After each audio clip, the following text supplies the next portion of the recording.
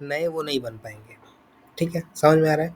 So these are the limiting factors. इसके अलावा बहुत सारे और भी लिमिटिंग फैक्टर हैं, ये सब तो एग्जाम्पल थे जो आप सोच सकते हो। तो what can be the limiting factor? Light can be the limiting factor because it is essential for photosynthesis. ठीक है, इसी तरह और चीज़ें अगर आप देखोगे, rainfall can be A limiting factor because rainfall के बेसिस पे ही तो पता लगता है। ऐसे मैंने आपको बताया था, monsoon eradication of the monsoon हो रहा है ना, with the global warming monsoon का प्रिडिक्शन सही से नहीं हो रहा है। तो अगर रेनफॉल ऊपर नीचे होगा then also it is going to impact your crop production. ठीक है, सिमिलरली टेम्परेचर हम लोगों ने पिछले बार डिस्कस किया था। तो ये क्या था आप बताओ? यूरी थर्मल, स्टेनोथर्मल, एक बार ये हम लोगों ने डिस्कस किया था ना, temperature how it is a limiting factor. So what is Yuri thermal, what is stenothermal? कोई भी आप दोनों में से बताओ कि व्हाट इज यूरी, या एक आप अदिति बताओ यूरी थर्मल क्या है, आप शगुन आप सर, बताओ। हाँ बताओ। मैं बताऊं, हाँ। यूरोथर्मल होता है जो ऑर्गेनिजम्स होते हैं जो वाइड रेंज ऑफ टेम्परेचर पे सर्वाइव कर सकते हैं। हम्म, ठीक है। और स्टेनोथर्मल? सो स्टेनोथर्मल इसका ऑपोजिट होता है, जो बहुत ज़्यादा वाइड रेंज टेम्परेचर को सर्वाइव नहीं कर सकते, एक लिमिट ठीक है। तक टेम्परेचर सर्वाइव कर सकते हैं। सो ह्यूमंस किस में आ रहे हैं? एग्जाम्पल आप दोनों का बताओ, मैंने लिखवाया था ये सब। सर सर हाँ, यूरीथर्मल में आ रहे हैं ह्यूमंस। ह्यूमंस, ठीक है। और और एग्जाम्पल? इंसेक्ट्स, जो पेंगुइन्स। छोटे इंसेक्ट्स हैं वो आते हैं उसमें, स्टेनोथर्मल में, या और कोई पेंगुइन्स भी बोल पर्टिकुलर? सकते हैं। पेंगुइन्स, हाँ पेंगुइन्स हो गए स्टेनोथर्मल में। और भी कुछ कुछ एग्जांपल बताया था मैंने आपको। Polar bear. पोलर बियर क्या है, स्टेनो या यूरी? Sir stenothermal. ठीक है, स्टेनोथर्मल। तो क्लियर है ना कॉन्सेप्ट स्टेनो यूरी का? मैंने आपको वार्म ब्लडेड कोल्ड ब्लडेड भी बता दिया था। ठीक है, अगर बॉडी आपकी रेगुलेट नहीं कर पा रही है then you are a cold blooded animal, लेकिन हमारी बॉडी रेगुलेट कर रही है temperature, so we are a warm blooded. हमको कहीं जाने की जरूरत नहीं पड़ती है ना, समझ रहे हो? तो ऐसा कोई जिसको जाने आने की ज़रूरत पड़े, जैसे रेप्टाइल्स है। ठीक है, रेप्टाइल्स आर कोल्ड ब्लडेड।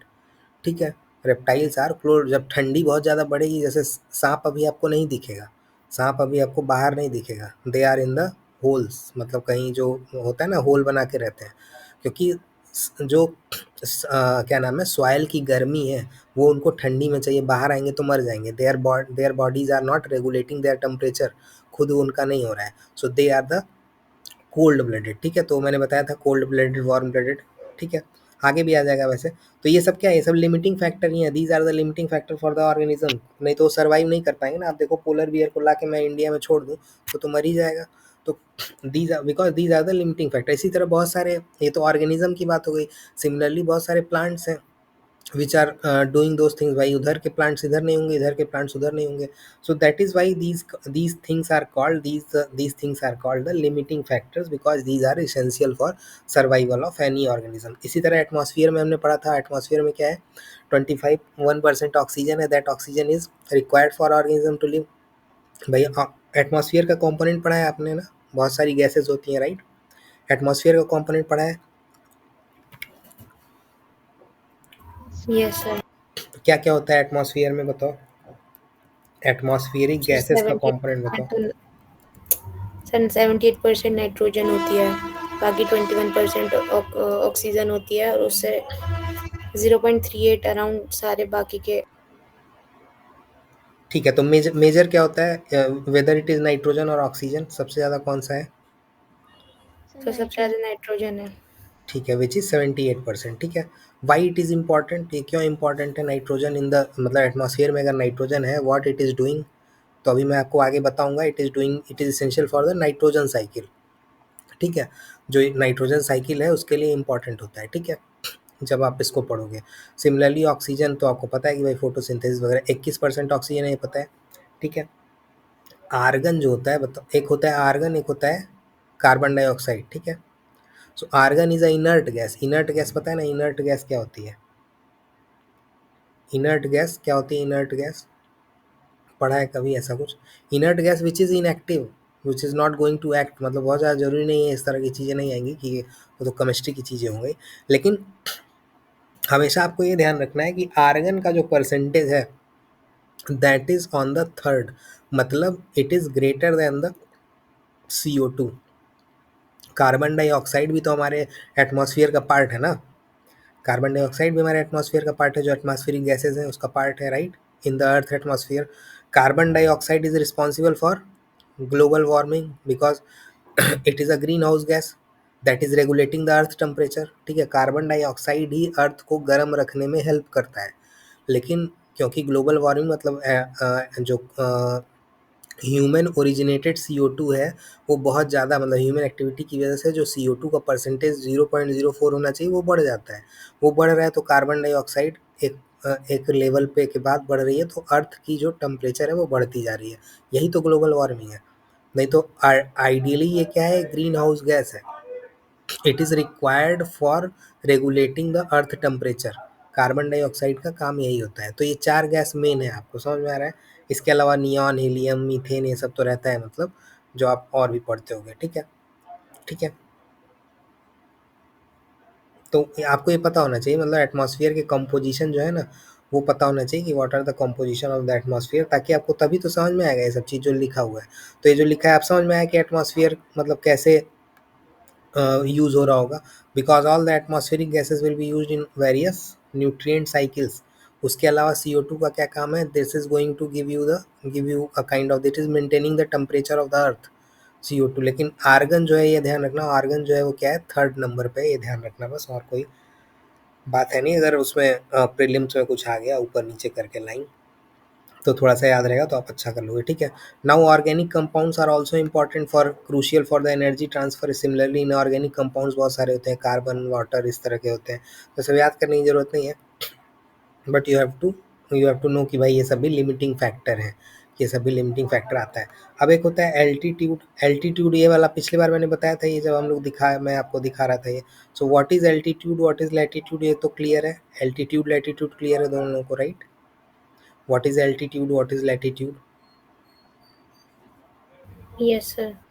ठीक है। सो temperature varies with the altitude. भाई आप हिमालय पे जाओगे, ऊपर जाओगे, तो भाई अभी आप क्या हो रहा है, आप ऊपर जाओ वैष्णो देवी में तो ठंडा लगेगा, मतलब जैसे आप लोग देहरादून में हो, तो you are on a altitude. ठीक है। मैं मान लो दिल्ली में हूँ, तो मैं अभी नीचे हूँ, लेकिन आप लोग पहाड़ों पे हो, तो क्या है, ये एल्टीट्यूड है, टेम्परेचर वेरिएशन है, वहाँ ठंडी ज़्यादा होगी, यहाँ उतनी नहीं है, जिस लेवल पे वहाँ पड़ रही होगी। ठीक है। और ऊपर आप चले जाओगे मसूरी, और ऊपर आप चले जाओगे, so this is altitude, and that altitude determines the vegetation as well. ये जो वेजिटेशन है ये एल्टीट्यूड भी डिटरमाइन करता है, और ये लैटिट्यूड भी डिटरमाइन करता है। ठीक है, समझ में आ रहा है? लैटिट्यूड भी डिटरमाइन करता है और एल्टीट्यूड भी डिटरमाइन करता है। ठीक है। जैसे एवरग्रीन फॉरेस्ट वगैरह वो कहाँ पे पाया जाएगा, it will be mostly found on, मतलब कहाँ पाया जाएगा, 0 डिग्री से 0 डिग्री, मतलब जो इक्वेटर होता है। ठीक है, देख रहे हो ना, एवरग्रीन फॉरेस्ट। ठीक है। एवरग्रीन फॉरेस्ट कहाँ पाए जाएंगे मोस्टली, या ट्रॉपिकल रेन फॉरेस्ट कहाँ पाए जाएंगे, mostly at the tropics, at near by the 0 degree. ठीक है। आप आगे बढ़ोगे तो आपको ट्रॉपिकल ग्रासलैंड मिलेंगे। ठीक है, ट्रॉपिकल ग्रासलैंड मिलेंगे, थोड़ा सा आगे बढ़ोगे जब, फिर आगे जाओगे तो आपको डेजर्ट मिलेंगे। ठीक है, जैसे आप डेजर्ट आपने देखा होगा भाई, जैसे आप अपने दिमाग में आप वर्ल्ड मैप बनाओ, तो वर्ल्ड मैप बनाओगे तो आपको दिखेगा 0 डिग्री कहाँ पे है, 0 डिग्री कहाँ कहाँ से पास होता है, ये पढ़ा है 0 डिग्री, इक्वेटर इक्वेटर पढ़ लिया है ना, थोड़ा बहुत बेसिक पढ़ लिया है, इक्वेटर क्या होता है, और बेसिक बेसिक यस। डिवीज़न। तो बताओ इक्वेटर कहाँ कहाँ से पास होता है, या इक्वेटर और उसके अलावा और कौन कौन सी लाइनें हैं?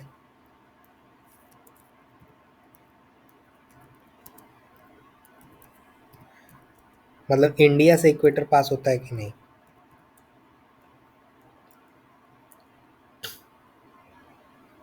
बताओ।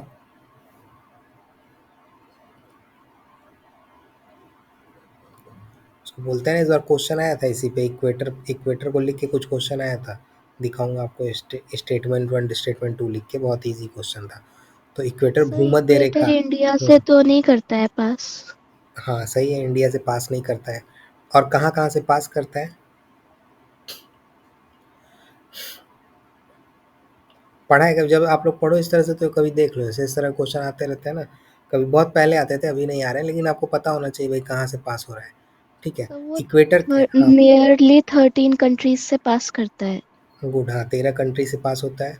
तो हमेशा, अब ये देखो आपने बोला ना 13 कंट्री से पास होता है, ये याद रखना है। याद क्यों रखना है, कि लाइन ऐसा आएगा कि इक्वेटर पासेस थ्रू 12 कंट्रीज, तो गलत हो जाएगी लाइन, आप समझ रहे हो? इस ठीक तरह है। के क्वेश्चन यूपीएससी में आता है। How many continents it is covering, जैसे टोटल 7 कॉन्टिनेंट है भाई, पूरे विश्व के, पूरे धरती के 7 कॉन्टिनेंट है, right. Arctic, Antarctic, south America, Africa, Asia, ऐसे करके 7 कॉन्टिनेंट है ना, ठीक है। जैसे north America, south America, sir वो 3 से करता है। 3 से करता है। कौन कौन से? सर मुझे एग्जैक्टली याद नहीं है, बट 2 याद है, एक एशिया और एक अफ्रीका। हाँ, एशिया, अफ्रीका तो आपको बगल में ही दिख रहा है, बगल में मतलब अपने इंडिया के बगल में दिख रहा है अफ्रीका। उसी के बगल में सर देखो वही शायद साउथ अमेरिका है। साउथ अमेरिका भी तो है, तो साउथ अमेरिका से भी पास कर रहा है, ठीक है। जैसे आप जब इसको सही से देखोगे मैप पे, तो ये सब लोकेशन का काम है, एक दो बार आप कभी कभी देखते रहा करो आप लोग। जैसे मतलब आपने देखा भाई इक्वेटर पढ़ा, क्योंकि अब कोई ऐसा आपको एक बार बता भी देगा तो आप भूल ही जाओगे आगे, वो क्या है, ये देखते देखते याद होता है, ठीक है। जैसे साउथ अमेरिका से इक्वाडोर है, ठीक है, ब्राज़ील है, कोलंबिया है, वहाँ से इक्वेटर पास करता है, ठीक है। तो ब्राज़ील पहले है, उसके बाद आप देखोगे तो इक्वाडोर है, फिर कोलंबिया, वहीं पास-पास दोनों है, ठीक है। सिमिलरली अफ्रीका से मतलब युगांडा है, केन्या, सोमालिया वगैरह है, कॉन्गो वगैरह है, तो एक बार आप देख लो कि किस कंट्री से पास हो रहा है, तो 2-4 बार जब आप देखोगे तो आपको याद रहेगा, ठीक है। जैसे एशिया कॉन्टिनेंट में it is passing through Indonesia, ठीक है। It is passing through Indonesia, it is passing through Maldives, Maldives में ध्यान रखना, मालदीव्स में जब ये पास करता है, it is passing through Maldives only through a water territory, समझ रहे हो आप? कभी लैंड पे दिखेगा नहीं आपको, ठीक है। इसी तरह किरिबाती आइलैंड करके एशिया में, तो एशिया में ये 3 जगह है जहाँ से पास करता है। तो ये चीज़ें आपको थोड़ी सी याद रखनी है, जो आपको आइडिया लगेगा कि how the equator is passing. तो इस तरह की 2-3 आपको लाइनें, मतलब 2-3 तरह की लाइनें आपने पढ़ी होंगी, जो भी आपके ज्योग्राफी में थोड़ा बहुत जो पढ़ा होगा। तो अब सोचो आप इक्वेटर जहाँ पास कर रहा है वहाँ क्या है, एवरग्रीन है। अब आप सोचो जैसे जैसे ऊपर जाओगे तो आपको क्या होगा, ग्रासलैंड होगा, डेजर्ट होगा। भाई डेजर्ट कहाँ पाए जाते हैं? डेजर्ट यूएई वगैरह में, मिडिल ईस्ट वगैरह में ये दिखता है ना, तो वो लगभग मतलब उसका जो लैटिट्यूड है, मतलब जो लैटिट्यूड का वो है, वो काफ़ी ऊपर है, ठीक है। जब ऊपर जाओगे तो आप काफ़ी ऊपर है, मतलब 45 के ऊपर ही है वो चीज़ें, तो आपको दिखेगा वहाँ डेजर्ट मिल रहे हैं, ठीक है। अब ऐसा नहीं कि डेजर्ट केवल लैटिट्यूड की वजह से, मतलब और भी तरीके होते हैं इससे डेजर्ट, क्योंकि इंडिया में भी डेजर्ट पाए जाते हैं। तो इफ़ दैट कंडीशन अकर्स तो मिल जाएगा डेजर्ट, लेकिन मेजरली अगर आपको लैटिट्यूड पे देखना है, then you can find these kind of desert on those latitudes. जैसे गोबी डेजर्ट है, ठीक है, वो इसी सब लैटिट्यूड पे है। ये जो लैटिट्यूड आपको दिख रहा है, तो आप गोबी डेजर्ट फाइंड करो, आपको दिख जाएगा कि कहाँ पे है। सिमिलरली ये तो इक्वेटर से एक साइड से चल रहा है ना, इसी तरह इक्वेटर के उस साइड भी तो हम चल सकते हैं, समझ रहे हो? तो वैसा भी उधर मिलेगा आपको। लेकिन इधर मैं आपको उधर क्यों नहीं दिखा रहा हूँ, क्योंकि उधर लैंड मास बहुत कम है, तो मैं आपको कंट्री नहीं गिनवा सकता। जैसे उधर आप डेजर्ट देखोगे तो ऑस्ट्रेलियन डेजर्ट आपको मिलेगा, लेकिन मैं आपको बोलूँ कि ये सब आपको टेम्परेट ग्रासलैंड और ये सब मैं आपको दिखा दूँ तो कहीं-कहीं मिलेगा शायद, ब्राज़ील, अरे मतलब साउथ अफ्रीका वगैरह, अरे क्या बोलते हैं, अफ्रीका और साउथ अमेरिकन कंट्रीज़ में। लेकिन जब आप ऊपर इस साइड चलते हो, ऊपर साइड चलते हो, मतलब यूरोप वाले कॉन्टिनेंट साइड में जब आप लैटिट्यूडनल जोनेशन देखोगे, then you can find this clearly. Clearly मतलब आपको दिखेगा कि कोनिफेरस, टुंड्रा, आइस कैप, ये सब सही से दिखेगा, because these are having the land mass, ठीक है। लैंड बहुत ज़्यादा है ऊपर, नीचे लैंड मास कम है। तो खैर वो सब आप मतलब कोई दिक्कत हुई बताना, आगे बता भी दूंगा। तो समझ में आ गया ये सब। इक्वेटर आपको याद रहेगा ना, हमेशा याद रखना 3 कॉन्टिनेंट से पास करता है, 13 कंट्री से पास करता है, ठीक है। एशिया में आपको याद रखना चाहिए कि किरिबाती से पास करता है, इंडोनेशिया और उससे पास करता है, ठीक है। इंडोनेशिया, किरिबाती और मलेशिया वाटर टेरिटरी है, ये याद रखना, पता नहीं होता है लोगों को कि लैंड से वो पास नहीं कर रहा है, वाटर टेरिटरी से पास कर रहा है, ठीक है। अब अर्थ की बफरिंग कैपेसिटी हमने पीएच भी डिस्कस किया था, इट इज़ ऑल्सो मतलब the same kind of. Salinity is also important for various organisms, की मतलब ये हमने डिस्कस कर लिया था ना, ये भी पीएच वाला। तो सैलिनिटी भी इसी तरह का है, लिमिटिंग फैक्टर है, ठीक है। Salinity is also a limiting factor for this. तो जैसे हमने पढ़ा ये वाला चीज़ क्या बोलते हैं, यूरी थर्मल, स्टेनोथर्मल, ऐसे ही यूरी हैलाइन ऑर्गेनिजम्स होते हैं एंड स्टेनो हैलाइन ऑर्गेनिज्म होते हैं, ठीक है। तो यूरी, वहाँ पे यूरी का मतलब क्या था, जो वाइड रेंज ऑफ टेम्परेचर वो कर रहे हो। तो यूरी हैलाइन ऑर्गेनिज्म क्या होते हैं, which is adopting the varying salinity.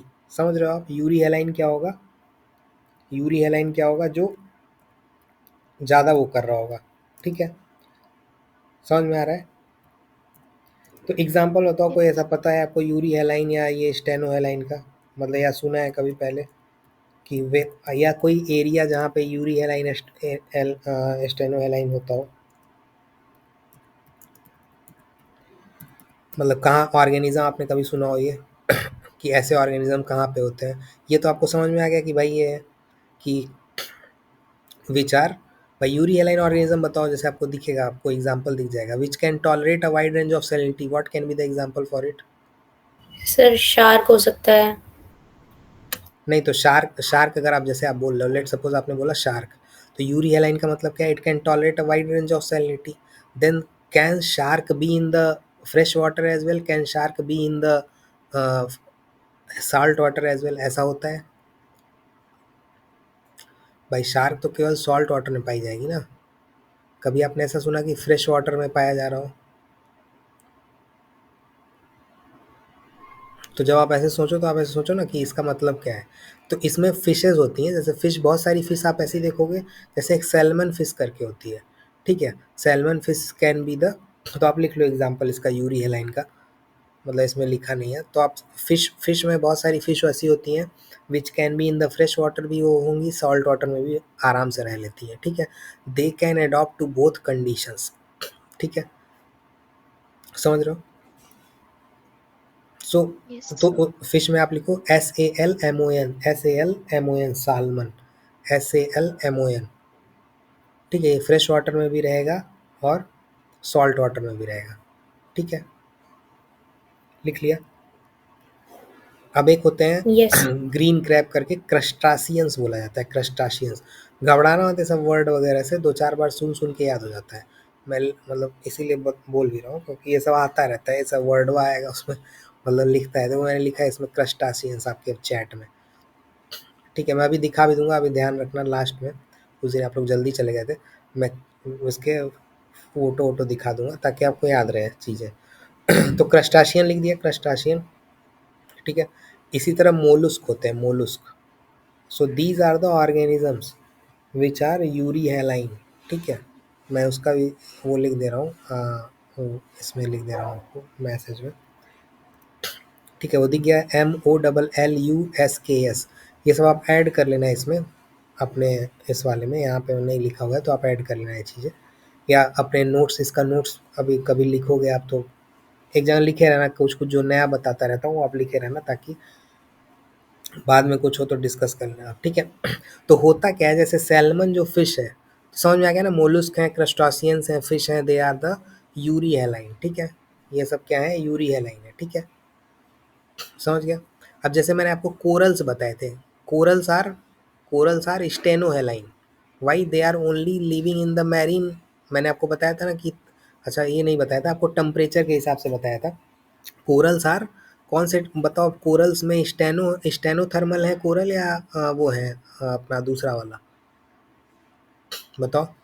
Yuri thermal है या सर स्टेनोथर्मल है?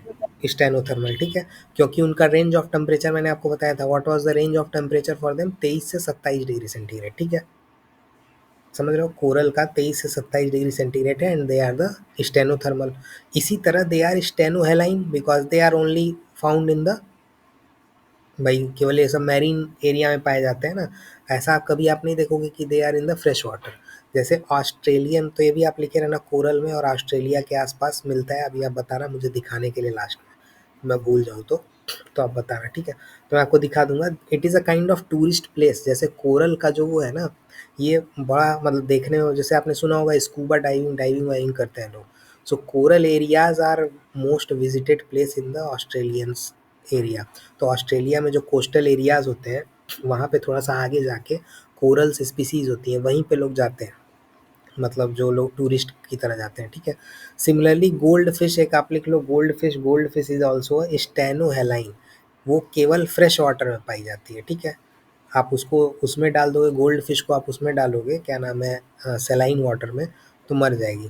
भाई जैसे घर में आप लाते हो वो पानी जो रखते हो, तो पानी आपका क्या रहता है भाई, फ्रेश वाटर है ना।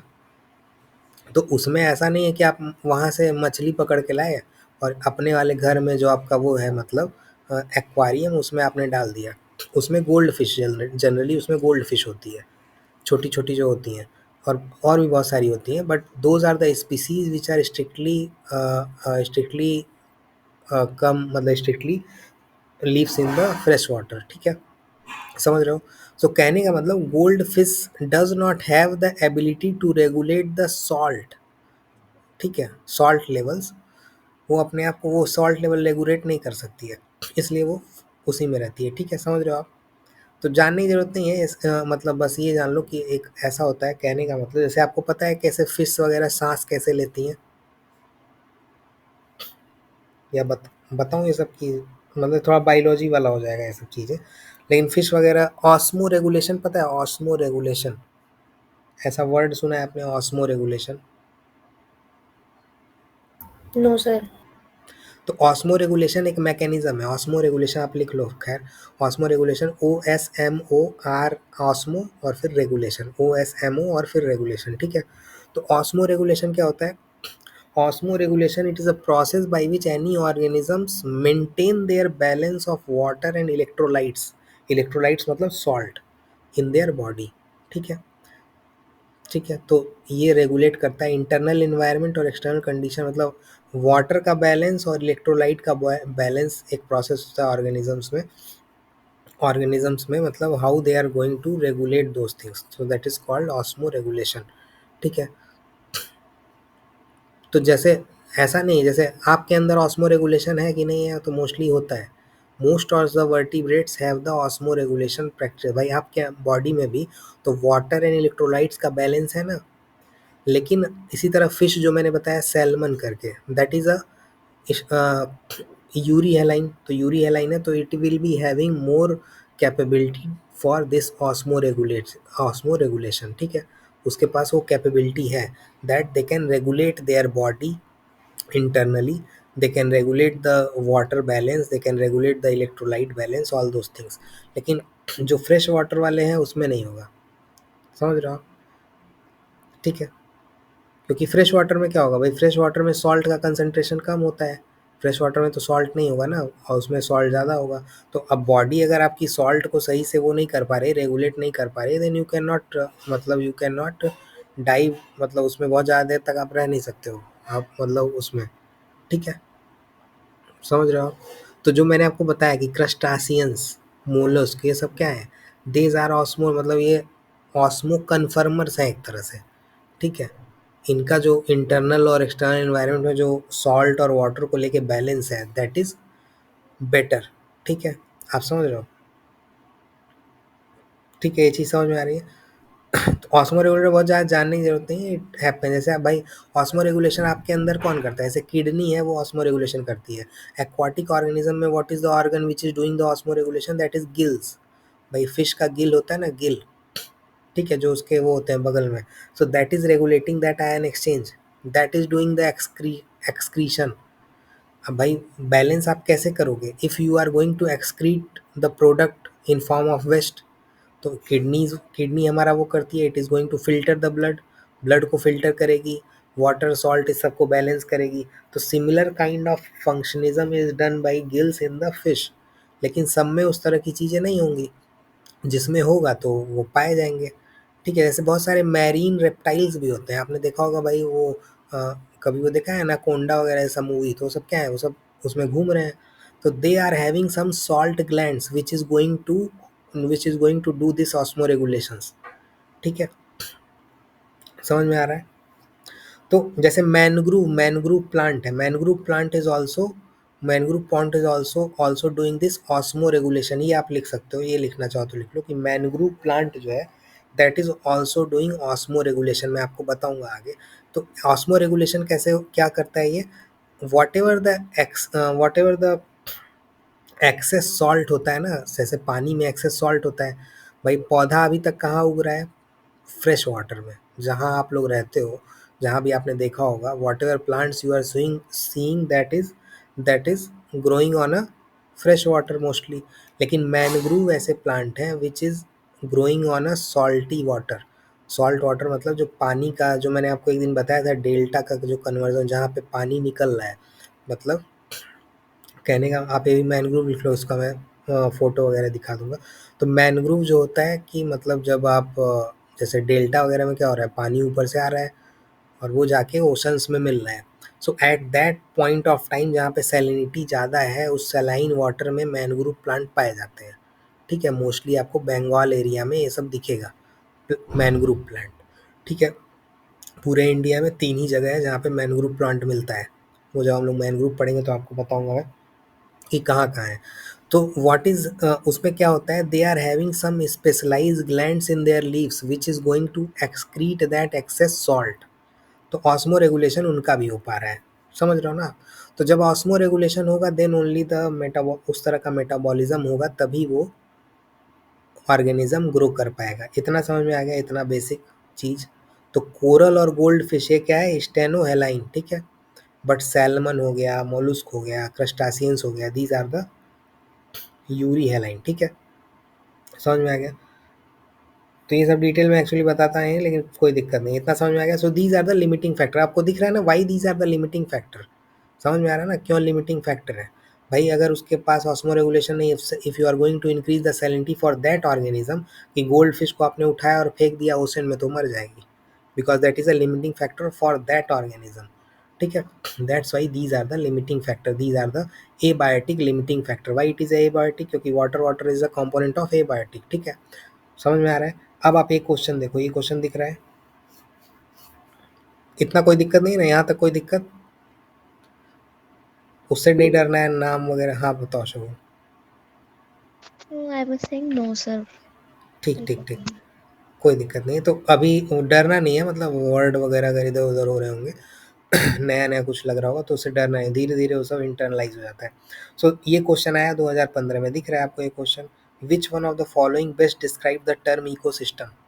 अब ऐसा कभी भी आ सकता है, व्हाट इज हैबिटाट, मैं आपको इसीलिए पढ़ा रहा हूँ ना कि क्यों ये सब क्वेश्चन आ सकता है, हैबिटाट और इकोसिस्टम में अंतर, ठीक है। जैसे मैंने आपको बताया था, all the habitats are part of the environment, but all the environment can not be part of the habitat.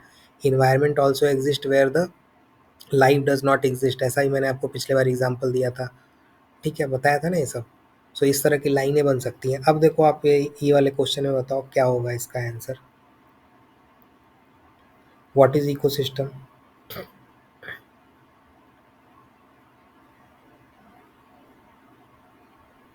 Sir C वाला। हाँ सी वाला अगर आप बोल रहे हो तो why not the B, why not the A, why not the A and why the सी।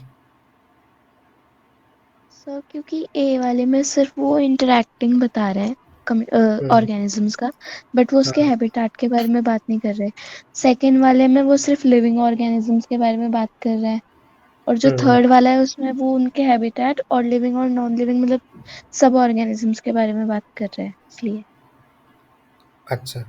तो चौथा और दूसरा तो आप आउटराइटली रिजेक्ट कर सकते हो, मतलब बी और डी तो आप आराम से रिजेक्ट कर सकते हो, राइट, क्योंकि उसमें तो कुछ बात ही नहीं है कि बी में क्या है, part of the earth inhabited by living organism, तो ऐसा तो होता नहीं इकोसिस्टम में, ठीक है। Flora fauna, flora flora fauna समझते हो आप, फ्लोरा का मतलब पौधा, फौना का मतलब animal of a geographical area, वो उसका तो कोई लेना देना नहीं इकोसिस्टम से, ठीक है।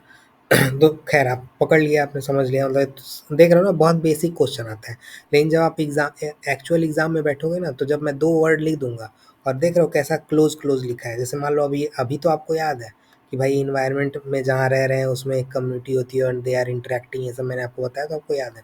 लेकिन जब आप एक्चुअल एग्जाम में बैठोगे तो आप रट के तो बैठे नहीं हो हैबिटाट और ये वो, इसीलिए मैं आपको फ़ील करवाता हूँ कि भाई हैबिटाट मतलब आपका हॉस्टल, कि that is a physical living area for you, what is niche, what is role you are playing in hostel और in your home, that is a niche, ताकि आप भूलो मत उसको, क्योंकि वहाँ जब आपको आएगा तो वो सब याद नहीं रहता है, तो आप छाँटोगे कैसे, मतलब कैसे आप पहुँचोगे उस पे, ठीक है।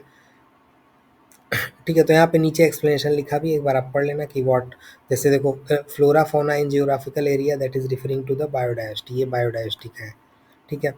बायोस्फीयर क्या होता है, part of earth inhabited by the living organism, but biosphere की ये डिफिनीशन एग्जैक्ट है नहीं वैसे। बायोस्फीयर इनकम्पासेस 3 एरियाज, वो मैं आपको अभी अगले वाले यूनिट में बताऊंगा, ठीक है, कि उसमें 3 एरिया होते हैं, ये सही डिफिनीशन है नहीं जो भी लिखा है। इकोलॉजिकल कम्युनिटी ये ठीक है, तो ये समझ में आ रहा है, आप छांट लोगे ना, मतलब कि क्या है। Yes sir. अब आते हैं, ये देखो 2012 में आया क्वेश्चन, दिख रहा है 2012 में, what does a tropical rain forest regenerate more अच्छा, why does a tropical rain forest regenerate more slowly than a tropical deciduous forest? बताओ ऐसा। अभी ट्रॉपिकल रेन फॉरेस्ट का थोड़ा बहुत पिक्चर बनाया ना दिमाग में कि what is a tropical rain forest and what is a tropical deciduous. अलग अलग तरह के कैटेगरीज होते हैं फॉर द फॉरेस्ट, आपको याद करना पड़ेगा बाद में। जब जियोग्राफी में और इन्वायरमेंट एक कॉमन है तो आपको याद करना पड़ेगा। So why does a tropical rain forest regenerate more slowly? बताओ। अभी मैंने आपको बताया कि tropical rain forest their regeneration is more slow. ऐसा क्यों होता है? बताओ। चारों ऑप्शन पढ़ो और बताओ, और रीज़न बताना मतलब प्रॉपर।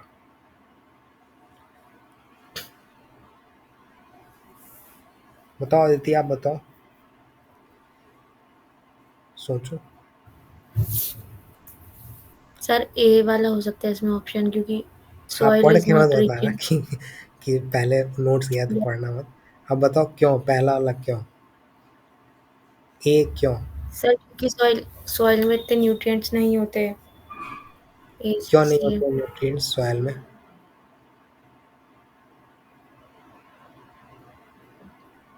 बताओ न्यूट्रिएंट्स क्यों नहीं होते हैं सॉइल में?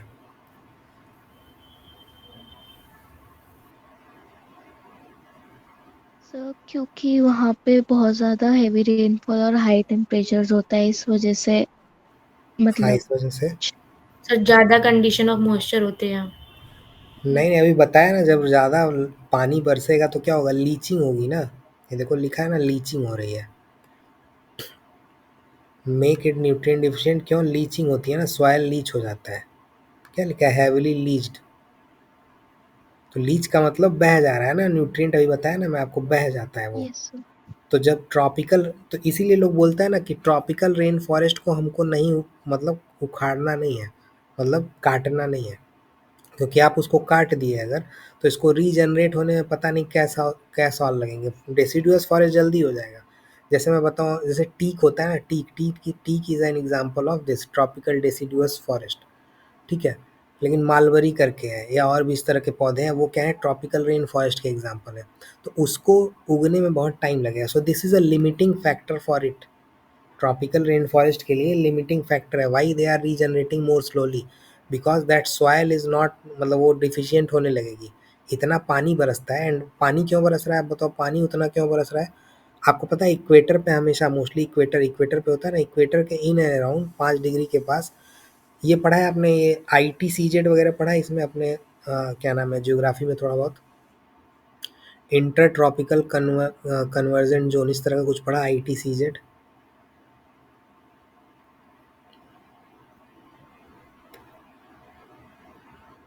पढ़ा है शगुन, अदिति? वहाँ तक पहुँचे आप लोग अभी कि नहीं?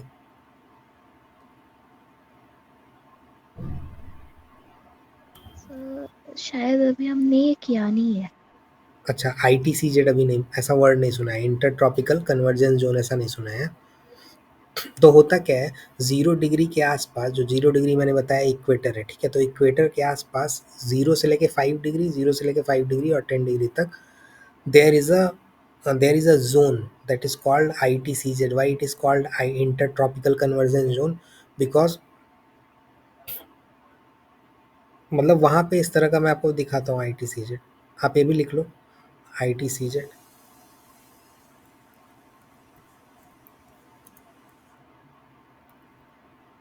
तो वहाँ पे क्या होता है, ऑलवेज रेनी कंडीशन बनी रहेगी। ठीक है। ITCZ के आस पे, मतलब that is a dynamic kind of weather phenomena होती है। ठीक है। और ये फिक्स नहीं होता है। जैसे मान लो नॉर्थ में समर आया, जब समर आएगा तो that ITCZ is moving towards, moving north of the equator. और जब जब साउदर्न समर आता है, मतलब जो अभी चल रहा है, तो साउथ में वो शिफ्ट करता है विद द सन। सन के जैसे जैसे सन मूव करता है ना, उसके हिसाब से वो ITCZ मूव करता है। और उस ITCZ के मूव करने say that is a kind of zone which is primary driver for all the tropical climate. जो ट्रॉपिकल क्लाइमेट होता है ना, जब आप क्लाइमेट पढ़ोगे तो खैर आपको ये सब क्लियर हो जाएगा इसके बारे में, क्यों यहाँ पे ज़्यादा रेनफॉल होता है, क्यों इस तरह का होता है। तो आपको पता लगेगा कि हाउ द, मतलब दो ट्रेड विंड, जैसे एक साउथ ईस्ट ट्रेड विंड होती है, एक होती है north east trade wind. Those trade winds actually converges at this point. समझ रहे हो, ITCZ पे क्या होता है, ये जो विंड होती है ना ये कन्वर्ज करती है, ठीक है। जो ये नॉर्थ ईस्ट है और साउथ ईस्ट ट्रेड विंड है, ये कन्वर्स करती है, जब आप उसमें पढ़ोगे तो समझ जाओगे। सो मैं बस ये बता रहा था कि उसके वजह से क्या है, उसके वजह से रेनफॉल बहुत ज़्यादा है इन सब एरियाज़ में। तो इन एरियाज़ में रेनफॉल अगर बहुत ज़्यादा है, मतलब आप देखोगे, मतलब ऐसे ऐसे एरियाज़ हैं इक्वेटर पे वेयर 24 आवर मतलब हमेशा पानी बरसता रहता है, मोस्टली हर दिन 24 आवर मोस्टली पानी बरसता रहता है उसमें, ठीक है, इक्वेटर पे। क्योंकि सन का जो वो अलाइनमेंट है इक्वेटर पे लगभग वो है, आप समझ रहे हो। हम लोग अभी किस में रह रहे हैं, हम लोग नॉर्दर्न उसमें रह रहे हैं, ठीक है, नॉर्दर्न हेमिस्फीयर वाले में रह रहे हैं। लेकिन आप सोचो अगर आप इक्वेटर पे रह रहे होते तो मोस्टली ऐसा नहीं हो रहा था कि ऐसी ठंडी पड़ रही है जैसे अभी पड़ रही है, कि भाई ठंड लग रही है, कुछ हो रहा है, ठीक है। आप और ऊपर जाओगे तो नॉर्दर्न हेमिस्फीयर में फिर से आप ठंड महसूस करोगे, बिकॉज दैट सन जो होता है, sun is not over the head, it is a kind of, कैसे आता है, मतलब स्लाइट उससे आता है, क्या नाम है, स्लैंट उसका होता है, मतलब एक पर्टिकुलर एंगल पे सन का वो होता है अलाइनमेंट। इक्वेटर पे ऐसा नहीं होता है, इस वजह से वहाँ पे हमेशा आपको प्रॉपर सनलाइट मिल रही है, तो प्रॉपर सनलाइट मिल रही है तो ट्रॉपिकल रेन फॉरेस्ट हो रहे हैं, प्रॉपर पानी बरस रहा है तो ट्रॉपिकल रेन फॉरेस्ट हो रहे हैं। लेकिन क्योंकि रेन इतनी ज़्यादा हो रही है जिसकी वजह से वहाँ की जो सॉइल है वो हमेशा न्यूट्रिएंट डिफिसिट रह रही है, ठीक है। तो ये एक दिक्कत होती है। सो इस वजह से tropical rain forest takes time to regenerate, ठीक है, वो सब जल्दी हो जाएगा। तो हमेशा आप वो देखो कि कैसे आप, मतलब वो पढ़ो, देखो यहाँ लिखा है ना कि seeds struggle to germinate in the nutrient deficient top soil and regeneration takes decades, 10-10 साल लग जाएंगे वो होने में। तो इस वजह से बोला जाता है कि उसको खराब ना किया जाए, सही रखा जाए, इस तरह की चीज़ें बोली जाती हैं, ठीक है। समझ में आ गया, इसमें कोई दिक्कत नहीं है ना, ठीक है। तो ये सारी चीज़ें आपकी क्या थी, ये सारी चीज़ें क्या थी, these are the things which are important for the abiotic limiting factor. अब 2-3 चीज़ आपको इसमें याद करनी है कि what are the effect of abiotic component, जो जो आपको बताता हूँ वो थोड़ा सा याद करना है कि जो एबायोटिक कंपोनेंट है उसका हमारे ऑटोट्रॉफ्स पे क्या क्या इम्पैक्ट पड़ता है। ऐसे light is a abiotic component, ये आपको पता ही है। So light is a abiotic component. So what is the effect on the terrestrial autotrophs, क्या इफेक्ट होता है इसका। तो अब आप सोचो, अगर हाई इंटेंसिटी लाइट होगी तो क्या होगा, लाइट की अगर इंटेंसिटी ज़्यादा होगी तो रूट ग्रोथ ज़्यादा होगा। Why root growth will be more, for any crop it is going to make more transpiration, ठीक है।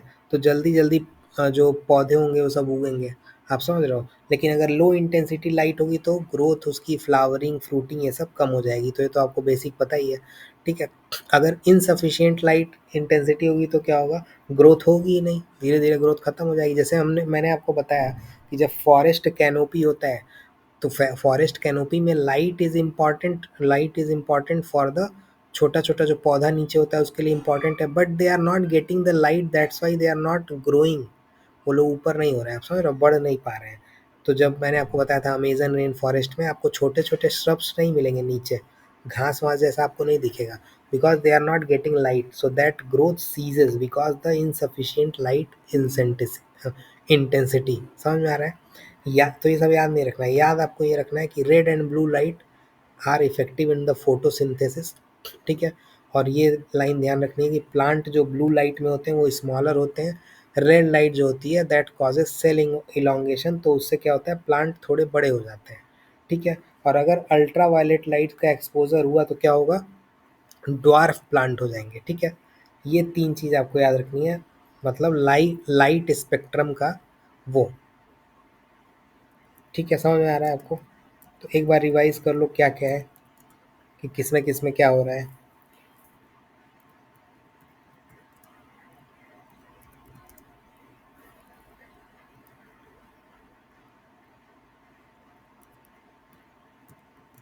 बोलो एक बार ये रेड लाइट और ये सब वाला, ताकि याद रहे।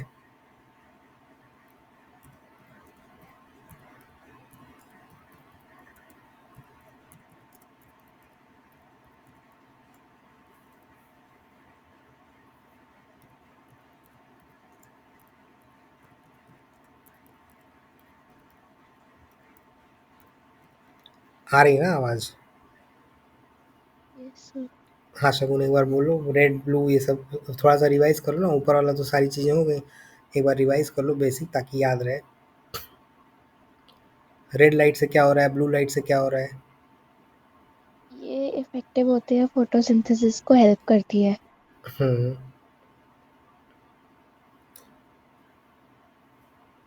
तो इसका जो इसका ब्लू लाइट में प्लांट्स होता है वो जनरली स्मॉलर होता है और हम्म ड्रॉफ काइंड ऑफ होता है, आई थिंक हम्म ड्रॉफ होता हम्म है ना?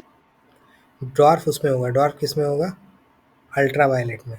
ठीक है, छोटे अल्ट्रावायलेट पौधे लाइट में। आपको अल्ट्रा वायलेट में होंगे। और ये मैं आपको बस याद इसलिए करवा रहा हूँ क्योंकि वो मैं बताऊंगा तो आप मतलब वो हो जाएगा। वो सब उसकी दिक्कत है, कहने का मतलब वो सब बायोलॉजी वाली चीज़ें हैं। जैसे फोटोसिंथेसिस, जैसे रेड लाइट से क्यों बड़े हो रहे हैं पौधे? रेड लाइट जो होती है ना, red light that aligns with the absorptions of the, जैसे chlorophyll is important for the photosynthesis, ये तो पता है, ये सुना है कभी? Chlorophylls in the leaves is important for the photosynthesis. ठीक है, तो क्लोरोफिल में एक्चुअली दो तरह का क्लोरोफिल होता है, ए और बी करके। ये सब जानने की ज़रूरत नहीं है, बस मैं आपको बता रहा हूँ कि क्लोरोफिल दो तरह का होता है, ए बी। तो रेड लाइट जो होती है ना, रेड लाइट की वजह से जो एब्जॉर्प्शंस का पीक है, मतलब क्लोरोफिल ए और क्लोरोफिल बी में लाइट का जो एब्जॉर्प्शन होगा वो रेड लाइट में ज़्यादा होता है। ठीक है, कहने का मतलब एनर्जी ज़्यादा मिलेगी उसको। That's why the plants are like that, कि मतलब उसमें ज़्यादा वो हो जाएंगे, आपको समझ रहे हैं मतलब? ठीक है, तो एक उसको बोलते हैं, मतलब फाइटोक्रोम सिस्टम होता है।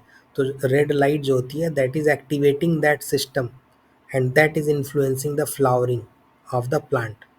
ठीक है, लेकिन ब्लू लाइट में क्या होता है? ब्लू लाइट में एक होता है क्रिप्टोक्रोम होता है, और मतलब ऐसा ये सब बायोलॉजिकल टर्म है, that is regulating the growth. तो वो सब आपको याद नहीं रखना है कि how they are affecting the stomata और वॉट एवर, वो सब बहुत ज़्यादा वो हो जाता है, क्या बोलते हैं, टेक्निकल हो जाएगा। टेक्निकल इन द सेंस पूरा बायोलॉजी हो जाएगा, तो याद रखने की जरूरत नहीं है। तो आपको याद रखना है कि ब्लू लाइट में क्या होंगे भाई, प्लांट स्मॉलर होंगे। ठीक है, रेड लाइट में प्लांट बड़े होंगे। अब मैंने आपको थोड़ा सा बता दिया कि क्लोरोफिल जो होता है ए और बी, वो ज़्यादा रेड लाइट में होगा, इस वजह से मतलब अच्छा उनका एब्जॉर्प्शन होता है, ये सब होता है। अल्ट्रा वायलेट में छोटा होगा। रेड और ब्लू लाइट ही जो होती है वो इफेक्टिव होती है किसके लिए? For the photosynthesis. ठीक है, समझ में आ रहा है? ये चीज़ समझ में आ रही है ना? इतना समझ में आ रहा है? इसका मतलब जो यस सर। तो इसका मतलब क्या हुआ कि भाई लाइट भी है, लाइट जो है वो भी इम्पैक्ट करती है, द इंटेंसिटी जो मैंने अभी बताया, इंटेंसिटी ऑफ द लाइट, वो सब इम्पैक्ट करती है। क्योंकि जैसे कोई लाइट रेड क्यों दिख रही है, that depends on the wavelength. Actually जो वेवलेंथ होती है, ये आपको याद करना है, ये ध्यान रखना, ये याद करना। वैसे आपको मिल भी जाएगा, आपने, मैंने जब वो देखा था उसका नोट्स आपका इसका जियोग्राफी का, तो उसमें एक जगह लाइट का स्पेक्ट्रम का चित्र बना हुआ है, मतलब फोटो बनी हुई है। सो इट हैज़ उसमें उस पिक्चर में you will find the range of wavelength. तो वो सब थोड़ा सा ध्यान रखना कि what is the range of wavelength, वैसा क्वेश्चन आ जाता है, एक बार आया हुआ है एक्चुअली। तो रेड लाइट का ऐसे वेवलेंथ है वो 600 से 700 नैनोमीटर है। ठीक है, so it is more driving to the chlorophyll absorption. तो अच्छा आपको दिखेगा, जो स्टेम का इलोंगेशन है वो अच्छा होगा, ये सब होता है। ठीक है, जैसे भाई स्ट्रॉबेरी है या टोमेटो है ना, वो सब ज़्यादा अच्छा रेड लाइट में होता है। अगर रेड लाइट के एक्सपोजर में आया वो, तो ज़्यादा अच्छा वो होगा। तो अब ये आप थोड़ी ना बताओगे कि मैं इसको रेड लाइट लेके दे रहा हूँ भाई। लाइट में तो आपको पता है ना कि VIBGYOR is a part of visible spectrum, ये पता है, इतना पता है। विबग्योर में विजिबल स्पेक्ट्रम होता है ना, तो जब सन की लाइट आ रही है that is including all the seven colours, all the seven lights, but it depends on the plant को आपने जितना एक्सपोजर दिया हुआ है, तो प्लांट पे डिपेंड कर रहा है भाई कौन सा ले रहा है कौन सा नहीं ले रहा है। तो कहने का मतलब, आप घर में टमाटर अंदर हुआ होगा तो आपने देखा होगा कभी कभी वो उतना लाल नहीं होता है, हरा हरा होता है। लाइट अगर उसको एक्सपोजर सही से नहीं मिला तो उतना सही से वो नहीं आएगा। ठीक है, थोड़ा येल्लोइश कलर होता है। सो इसी तरह टोमेटो है, तो स्ट्रॉबेरीज है। तो इस सब के लिए क्या होता है, this is growing good under the red light. ठीक है, तो ब्लू लाइट भी इसी तरह होती है, ब्लू लाइट में भी उसका अलग वेवलेंथ होता है। ठीक है, that is also impacting those thing, वो भी क्लोरोफिल प्रोडक्शन के लिए इंपॉर्टेंट है, लेकिन उतना वो नहीं है जो आपने पढ़ा। ठीक है, तो अंदर उसके जाने की जरूरत नहीं कि क्या है क्या, ए बी और ये सब। आपको बस ये याद रखना है, तो बस इसीलिए रटवा रहा हूँ कि ये याद रहे कि आपको इतना चीज़ याद रहना चाहिए। ये समझ में आ गया ना, red light blue light, red थोड़ा सा याद भी रहो कि भाई रेड टोमेटो मेटो है क्या है, ये सब रेड लाइट में आपको दिखेगा, ठीक है, मतलब रेड लाइट रहेगा तो अच्छे से वो होगा। और यही दो लाइट, पूरे लाइट में ये दो लाइट का कॉम्पोनेंट है which is important for the photosynthesis, ठीक है। तो ये लाइन याद रखना, यही दो चीज़ें इंपॉर्टेंट है, तो ये इंपॉर्टेंट है आपको याद रखने वाला, कभी क्वेश्चन आ गया तो। अब तो अभी हम लोग क्या देख रहे थे, वही इफेक्ट देख रहे हैं। तो अब फ्रॉस्ट का मतलब क्या होता है? फ्रॉस्ट का मतलब बर्फ, ठीक है, बर्फ। और स्नो और फ्रॉस्ट में क्या अंतर है? स्नो और फ्रॉस्ट में ऐसा कुछ आपने पढ़ा है? फ्रॉस्ट, फ्रॉस्ट और स्नो में क्या अंतर है? What is snow, what is Frost? Notes तो दे शेयर किया था ना पहले ही। तो स्नो क्या है, फ्रॉस्ट क्या है?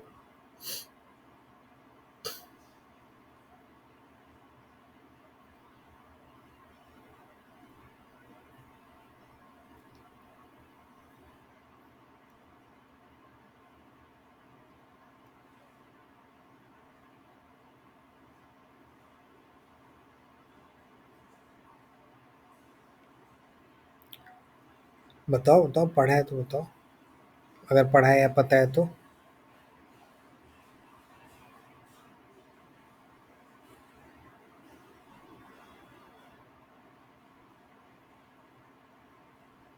सर जो स्नो होती है वो हाई उसमें फॉर्म होती है, डस्ट पार्टिकल्स के अराउंड फॉर्म होती है मतलब।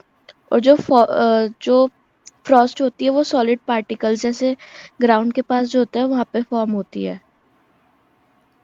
अच्छा अच्छा, मतलब ठीक है, मतलब एक होता है फ्रीजिंग, एक होता है कंडेंसेशन। ये पता है कंडेंसेशन क्या होता है, फ्रीजिंग क्या होती है?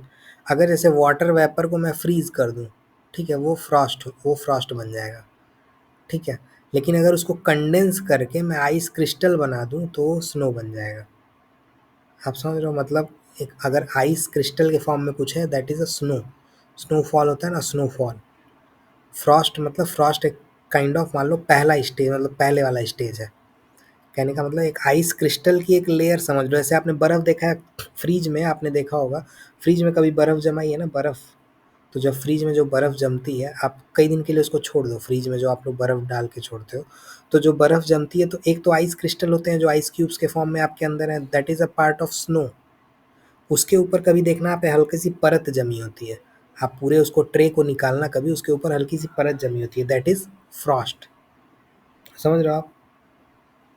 तो एक थिन लेयर टाइप की बन जाना, और बहुत ज़्यादा अगर कंडेंस हो जाए, कंडेंसेशन बहुत ज़्यादा हो जाए, मतलब कहने का मतलब टेम्परेचर बहुत ज़्यादा गिरता जा रहा है, तो वो बन जाएगा स्नो। थोड़ा अगर टेम्परेचर है, ठीक है, 0 डिग्री के आसपास है, तो फ्रॉस्ट बनेगा। निगेटिविटी में चला जाएगा तो स्नो बन जाएगा, ठीक है। तो ये थोड़ा सा बेसिक अंतर होता है। वो जो आपने बताया कंडेंसेशन वाला बात, कंडेंसेशन वो स्नो और उस पर अंतर नहीं है, that is a due mist, ये सब जो होता है जो आपने बताया ना। तो शगुन समझ रहे हो ना, आपने जो बताया कि आ, कि भाई डस्ट पार्टिकल पे कोई चीज़ हो रही है, या कहीं पे लीव्स पे हो रहा है, so that is a part of, आपने बोला कि वो कंडेंस हो रहा है, that is a part of condensation. So वो कंडेंसेशन किस फॉर्म में होगा, दैट डिपेंड्स, उसके उसके जो नाम होते हैं वो होता है ड्यू, मिस्ट, ठीक है। उस तरह का आपको नाम पता लगेगा, ड्यू होता है, मिस्ट होता है, इस तरह की चीज़ें, वो कहाँ कंडेंस हो रहा है, ठीक है। अभी स्नो और फ्रॉस्ट थोड़ा पता लग गया आपको, अपना फ्रीज देखो, उसमें पता लग जाएगा स्नो फ्रॉस्ट क्या है, ठीक है। बहुत ज़्यादा टेम्परेचर कम कर दोगे, दैट इज़ स्नो। बहुत ज़्यादा टेम्परेचर कम नहीं है, 0 से के आसपास है तो फ्रॉस्ट बनता है, ठीक है।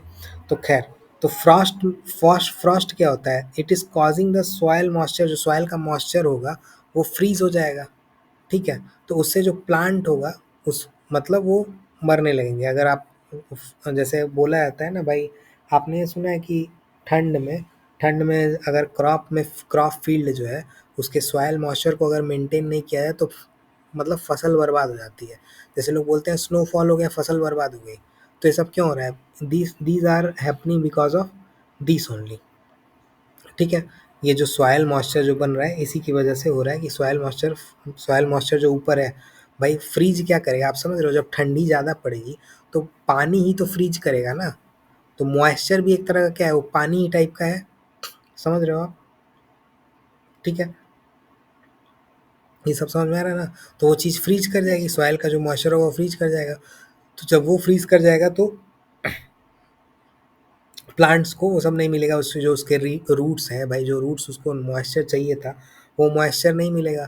अब जब मॉइस्चर नहीं मिलेगा तो आप सोचो रूट्स में क्या होते हैं, रेशे होते हैं। वो रेशे क्या करते हैं, ट्रांसपीरेशन करते हैं ना, हवा पानी सांस ये सब लेते रहते हैं ना रूट्स अंदर। अब जब सॉयल सॉयल का जो मॉइस्चर है वही फ्रीज कर गया है, देन वो रेस्पिरेशन सिस्टम में दिक्कत आएगी रूट्स को।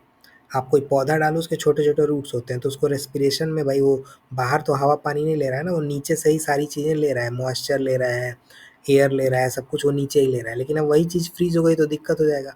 तो इस वजह से ट्रांसपीरेशन होगा नहीं, इस वजह से क्या होगा, प्लांट्स जो होंगे वो मर जाएंगे। ठीक है, तो एक होता है ये कैंकर फॉर्मेशन होता है। ठीक है, so it's a kind of मतलब प्लांट डिजीज। तो आप सोचो जब ये आप ये देखो कि सॉइल मॉइस्चर था, अब ये फ्रीज कर गया। ठीक है, where these kind of bacteria fungi ये कहाँ आएंगे भाई, कहाँ पे ये क्या नाम है, पनपना शुरू करेंगे, मतलब बनना शुरू होंगे। सो इस तरह की जब कंडीशन होंगी then they these kind of fungi और bacteria in the soil they are forming and they are giving a disease to the plants. ठीक है, उसको बोलते हैं कैंकर फॉर्मेशन। ठीक है, समझ में आई ये चीज़ थोड़ा बहुत। अब स्नो में क्या होता है, स्नो स्नो ऑल्सो क्या होगा, snow is a kind of blanket. आपके ऊपर स्नो पड़ गया मान लो, एक्सेसिव स्नो अगर हो जा रहा है तो फ्रीज का मतलब समझ ना, freeze freeze is a condition, जैसे आपको फ्रीज वाला बताया तो फ्रीज का मॉइस्चर आपका वो हो जा रहा है फ्रीज टाइप का। ठीक है, स्नो में क्या होगा, फ्रीज ऊपर का मॉइस्चर फ्रीज नहीं हो रहा है। ठीक है, लेकिन एक ब्लैंकेट टाइप की बन जा रही है, ऊपर जाके पूरा वो गिर जा रहा है, तो उससे भी एक्सेसिव स्नो होगी तो क्या होगा, it will break the branches भाई। जब पानी ही पूरा गिर जा रहा है, पत्थर टाइप का गिर जा रहा है, तो ब्रांच जो होगी वो ब्रेक हो जाएगी, जो रूट्स होंगे उसके खराब हो जाएंगे, तो ओवरऑल मिला के जो वेजिटेशन होगा वो सही से होगा नहीं। ठीक है, तो ये सारी भी लिमिटिंग फैक्टर है। तो इसमें कोई दिक्कत इस अभी तक समझ में आ रहा है ये सब चीज़ें थोड़ी बहुत। ठीक है, similarly temperature is also important for the temperature is also for the मतलब भाई टेम्परेचर ही तो है जो क्या करता है, टेम्परेचर ही तो बहुत सारे चीज़ों को मतलब जैसे हाई टेम्परेचर है, लो टेम्परेचर है, that also determines the level of moisture, level of soil regulation, other things, हर चीज़ को डिटरमाइन करता है। तो this is also a limiting factor for any plant to grow. ठीक है, बहुत ज़्यादा टेम्परेचर हो जाएगा तो मर जाएगा वो प्लांट। जैसे आप देखो डेजर्ट में किस तरह के पौधे आते हैं, which can tolerate that high temperature. ठीक है, डेजर्ट वाले में जो पौधे आपको दिखेंगे they can tolerate that that kind of temperature. Snow वाले एरिया में सोचो आपकी बहुत ज़्यादा लो टेम्परेचर है, तो how they are tolerating those, so they have that kind of mechanism which is going to tolerate. अब वो मैकेनिज्म आपको नहीं जानना है कि how those things are happening inside that, वो सब पूरा बायोलॉजी हो जाता है। तो बायोलॉजी जानने का ज़रूरत नहीं है, वो आता नहीं है एग्जाम में, इसमें भी नहीं आता है, कहीं नहीं आता है। खैर, इसी तरह नाइट्रोजन, नाइट्रोजन मैंने आपको बताया NPK, NPK is important for the survival of any plant. तो मैंने आपको बताया कि जो भी भाई why we are putting nitrogen phosphorus and other thing, that nitrogen is important for the microbes, microbes of the soils, soils में बहुत सारे माइक्रोब्स होते हैं। Those microbes compete for those nitrogen phosphorus potassium.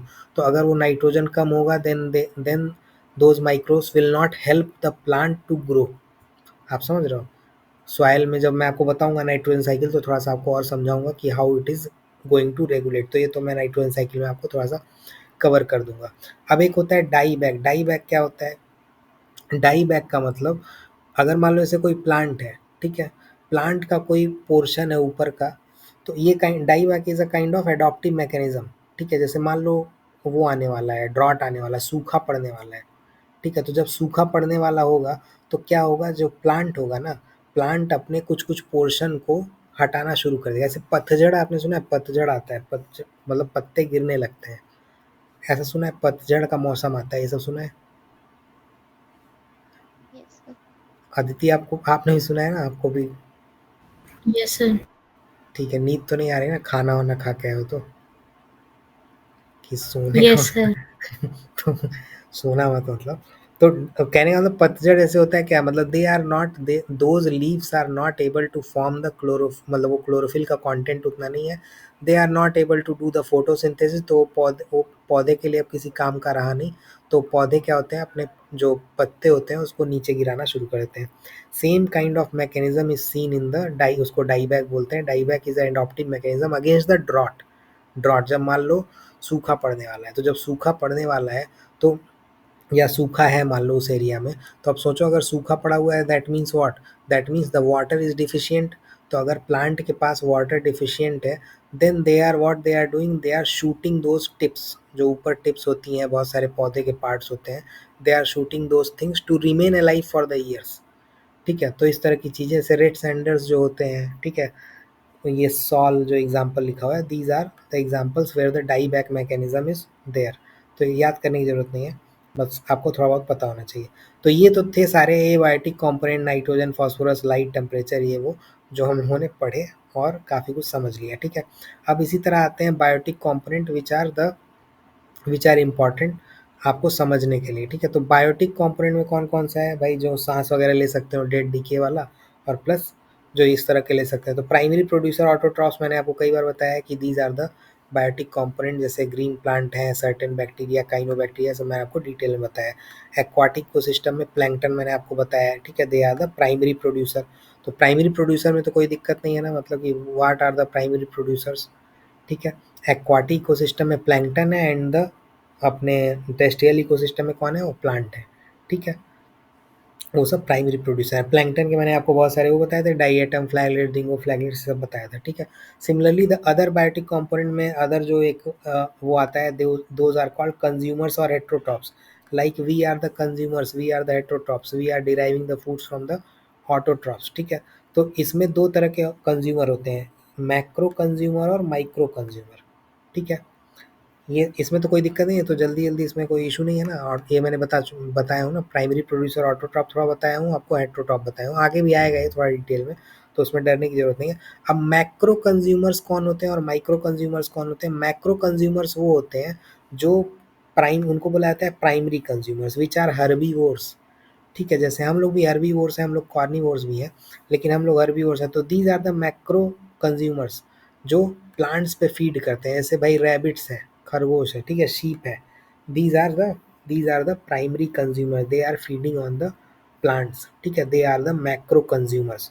ठीक है, सेकेंडरी कंज्यूमर कौन है, secondary consumer, ये सब प्राइमरी कंज्यूमर हो गए। सेकेंडरी जो इनको खाते हैं, भाई जो रैबिट को खाएगा, शीप को खाएगा, प्लांट को मतलब इन लोगों को खाएगा, मतलब तो इसको खाने वाले कौन है, ऐसे वॉल्स हैं, डॉग्स हैं, स्नेक्स हैं। ठीक है, भाई कुत्ते उत्ते सबको खा लेते हैं, वॉल्स जो है आपको पता है इन सबको, शीप वगैरह को खा लेते हैं। तो these are the secondary consumers. ठीक है, इसी तरह टर्सरी कंज्यूमर कौन है, टर्सरी मतलब lion which can eat the wall, जो carnivorous that feed both on the primary and secondary consumer. ठीक है, कि प्राइमरी को भी खा सकते हैं, सेकेंडरी को भी खा सकते हैं।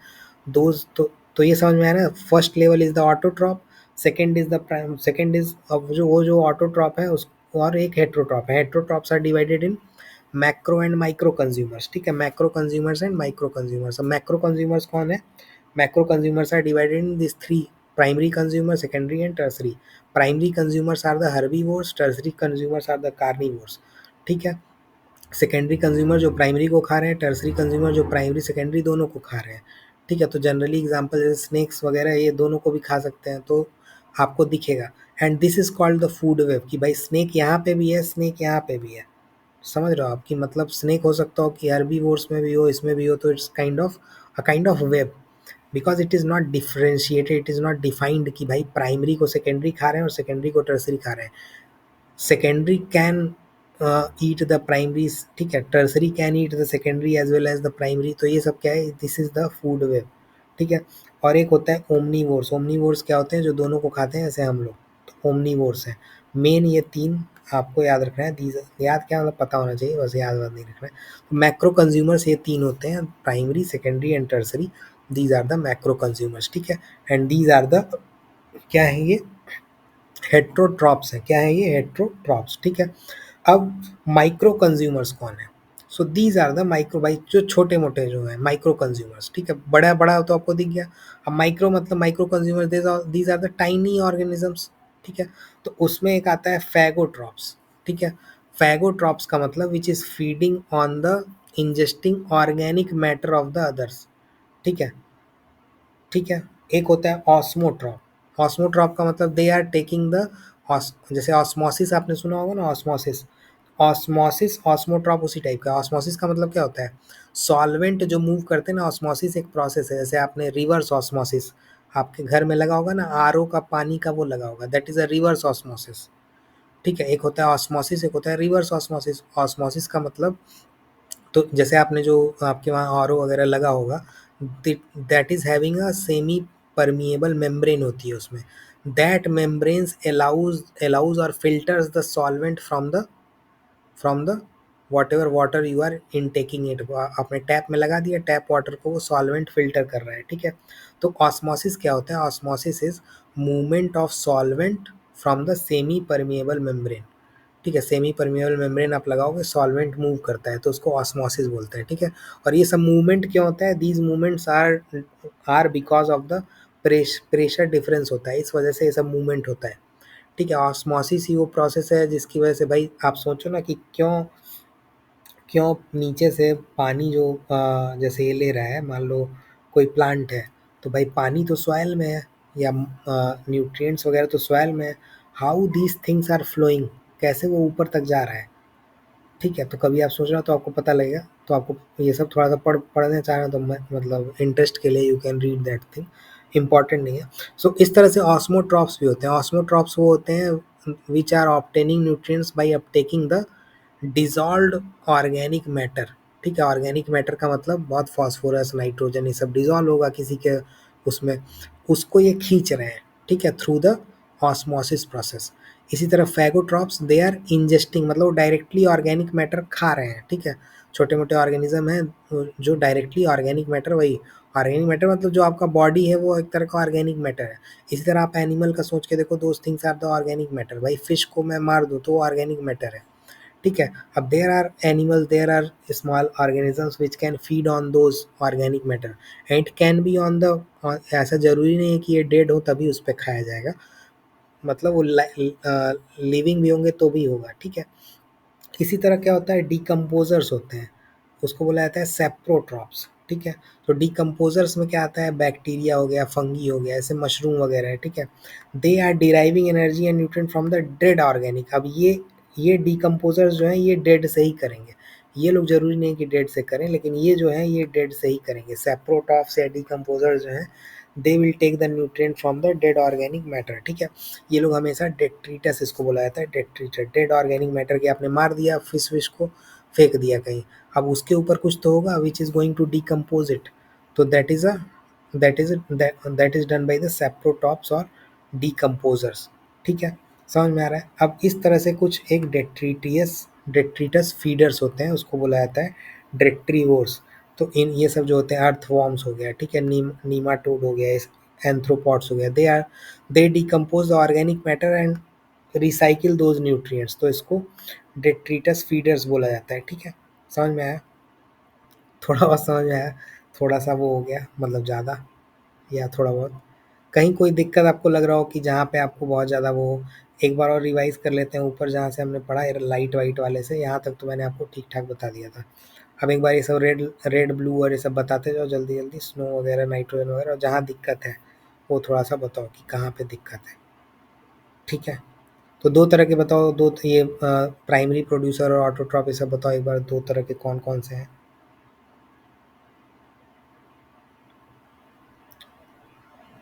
बताओ, ये तो याद नहीं रहेगा, बोलोगे नहीं तो याद ही नहीं रहेगा। आज मैं बता दूंगा, कल भूल जाओगे। ये इसमें यही सब तो दिक्कत है, इसमें क्या है, हिस्ट्री में भी दिक्कत है। आप हमेशा क्या करो, जब ऐसे पढ़ने के लिए क्या करो ना, जैसे मान लो ये नोट्स है, आपने पढ़ लिया इस नोट्स को, अब इसमें से 4-5 चीज़ें तो आपको अच्छे से याद रहीं, कि जैसे एक ये पता चल गया कि भाई ये याद करने वाली चीज़ है, तो नोट्स बंद करके try to memorise those things कि आपने क्या पढ़ा है। कि भाई रेड ब्लू में मैंने पढ़ा था कि भाई फोटोसिंथेसिस के लिए 2 ही लाइट होती है। ठीक है, रेड और ब्लू लाइट, मतलब स्पेक्ट्रम तो पूरा विजुअल वाला है, but the only 2 lights which is important for the photosynthesis that is red and blue. तो अब इस तरह क्वेश्चन, यही सब तो क्वेश्चन बनेगा ना, तो जब इस तरह से आप अपने अंदर इवॉल्व करोगे तो एक बार सोच लोगे तो आपको हमेशा याद रहेगा। टेक्निकल में मत जाओ कि भाई ये सब नहीं आ रहा है, coagulation of the protoplasmic protein और ये सब, तो ये सब जानने की ज़रूरत नहीं है। ठीक है, ये सब ना आएगा तो कोई मतलब नहीं, ये सब आएगा नहीं तो उसका लोड नहीं है, बस आपको पता होना चाहिए बेसिक चीज़ें, एक जनरल अंडरस्टैंडिंग होनी चाहिए, समझ आना चाहिए। ठीक है, तो ये समझ में आ गया ऑटोट्रॉप और ये सब what are the micro consumers, ये समझ में आ गया माइक्रो कंज्यूमर्स कौन है, ठीक है। तो एक बार बताओ माइक्रो कंज्यूमर वगैरह कौन है और क्या है, तो फिर आगे वाली यूनिट पे चले अपन।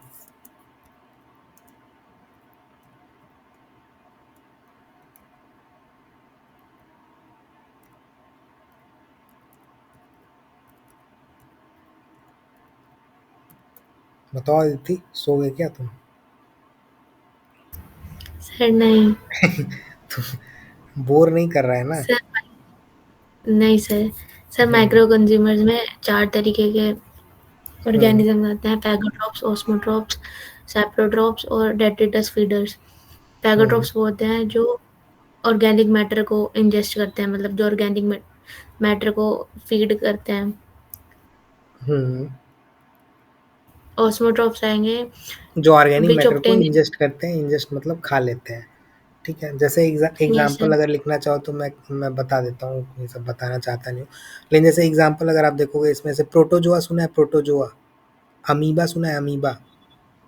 Yes sir. तो protozoa is a amoeba, protozoa is engulfing the bacteria, जो बैक्टीरिया छोटे छोटे होते हैं ना, उनको प्रोटोजोआ खा लेता है, आप समझ रहे हो। यस तो sir. This is example of phagotrophs, ठीक है, कोई दिक्कत नहीं। हाँ, तो इस तरह का। अब आगे दूसरा वाला, मतलब ऐसा बताने के लिए मैं बहुत सारी चीज़ बताऊंगा, याद रहेगा नहीं ना, और वो सब मतलब का नहीं, वो सब नहीं आएगा, ये थोड़ी ना पूछेगा प्रोटोजोआ क्या है क्या है, क्योंकि सब लोग साइंस बैकग्राउंड का नहीं है ना, यही तो यूपीएससी में सही है कि साइंस बैकग्राउंड का सब लोग है नहीं, तो they have to ask the questions from the general understanding, और वहाँ पे वो खेलते हैं, मतलब वहाँ पे उस तरह का करते हैं। कभी भी इस तरह का क्वेश्चन नहीं आया कि प्रोटोजोआ क्या है।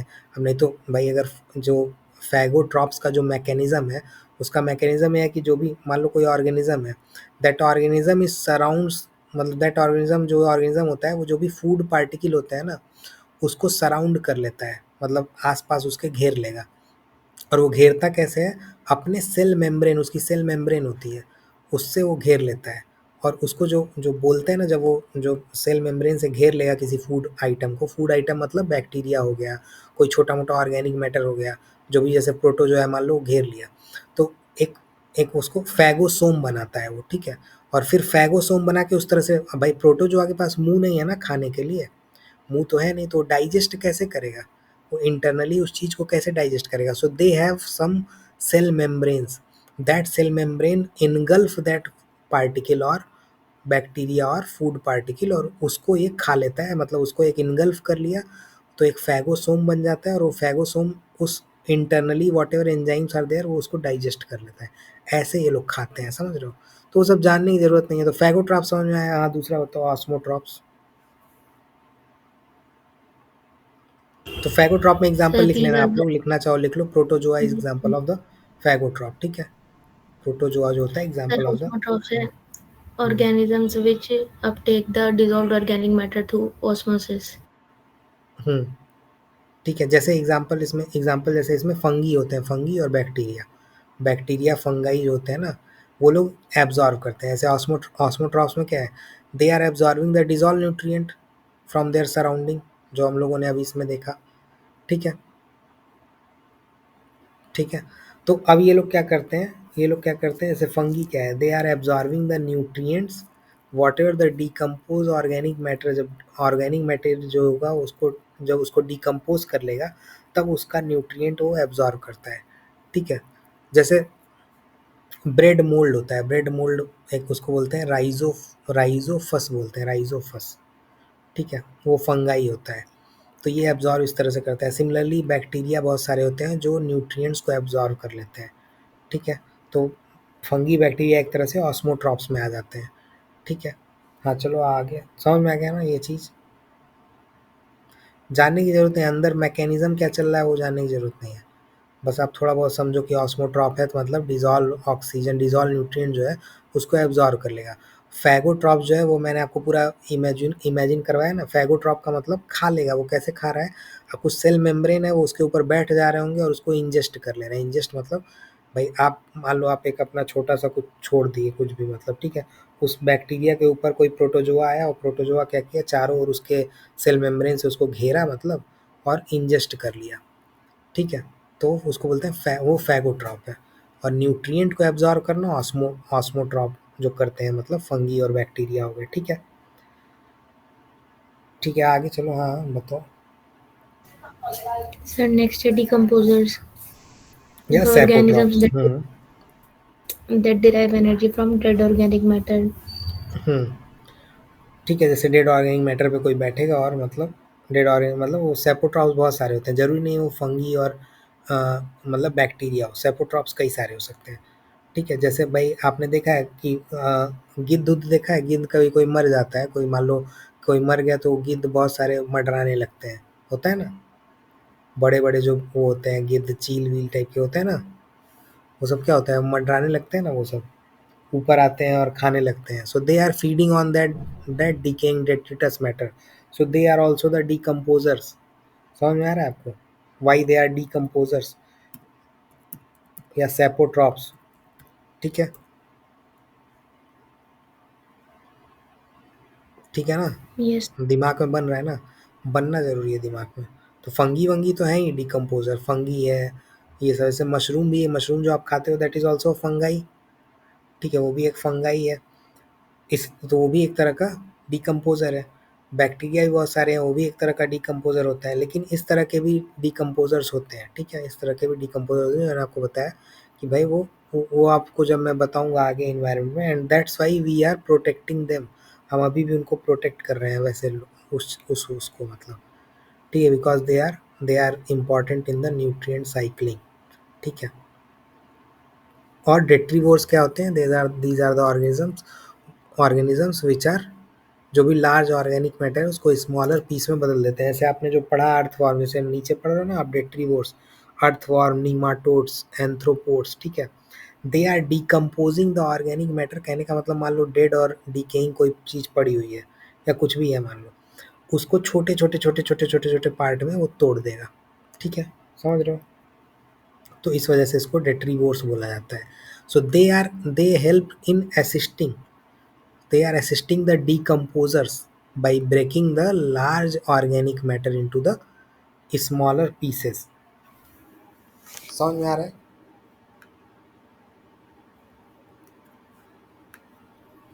Yes, sir.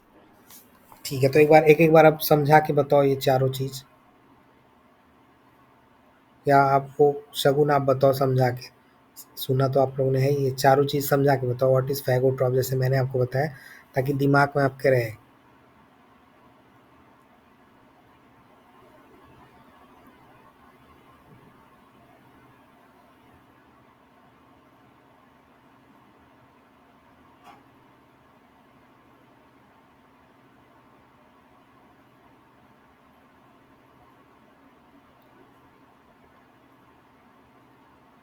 बताओ शगुन एक बार।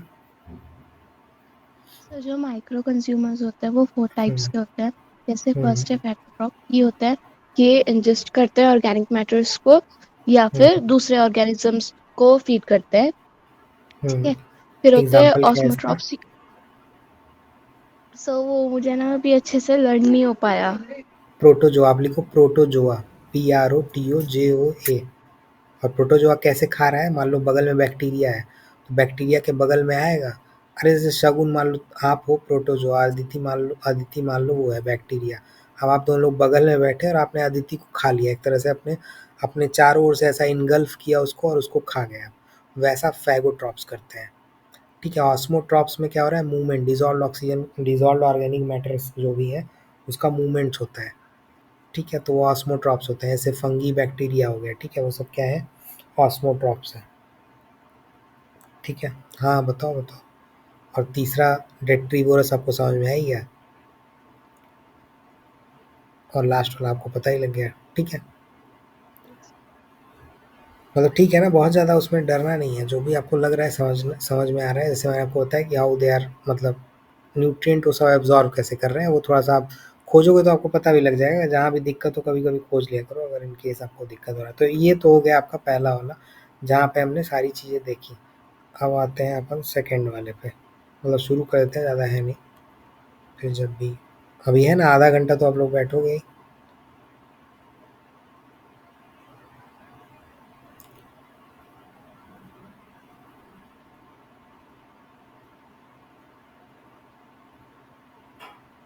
ठीक है, अब आते हैं इस पे, दूसरे वाले पे, इकोलॉजी और इस पे, ठीक है।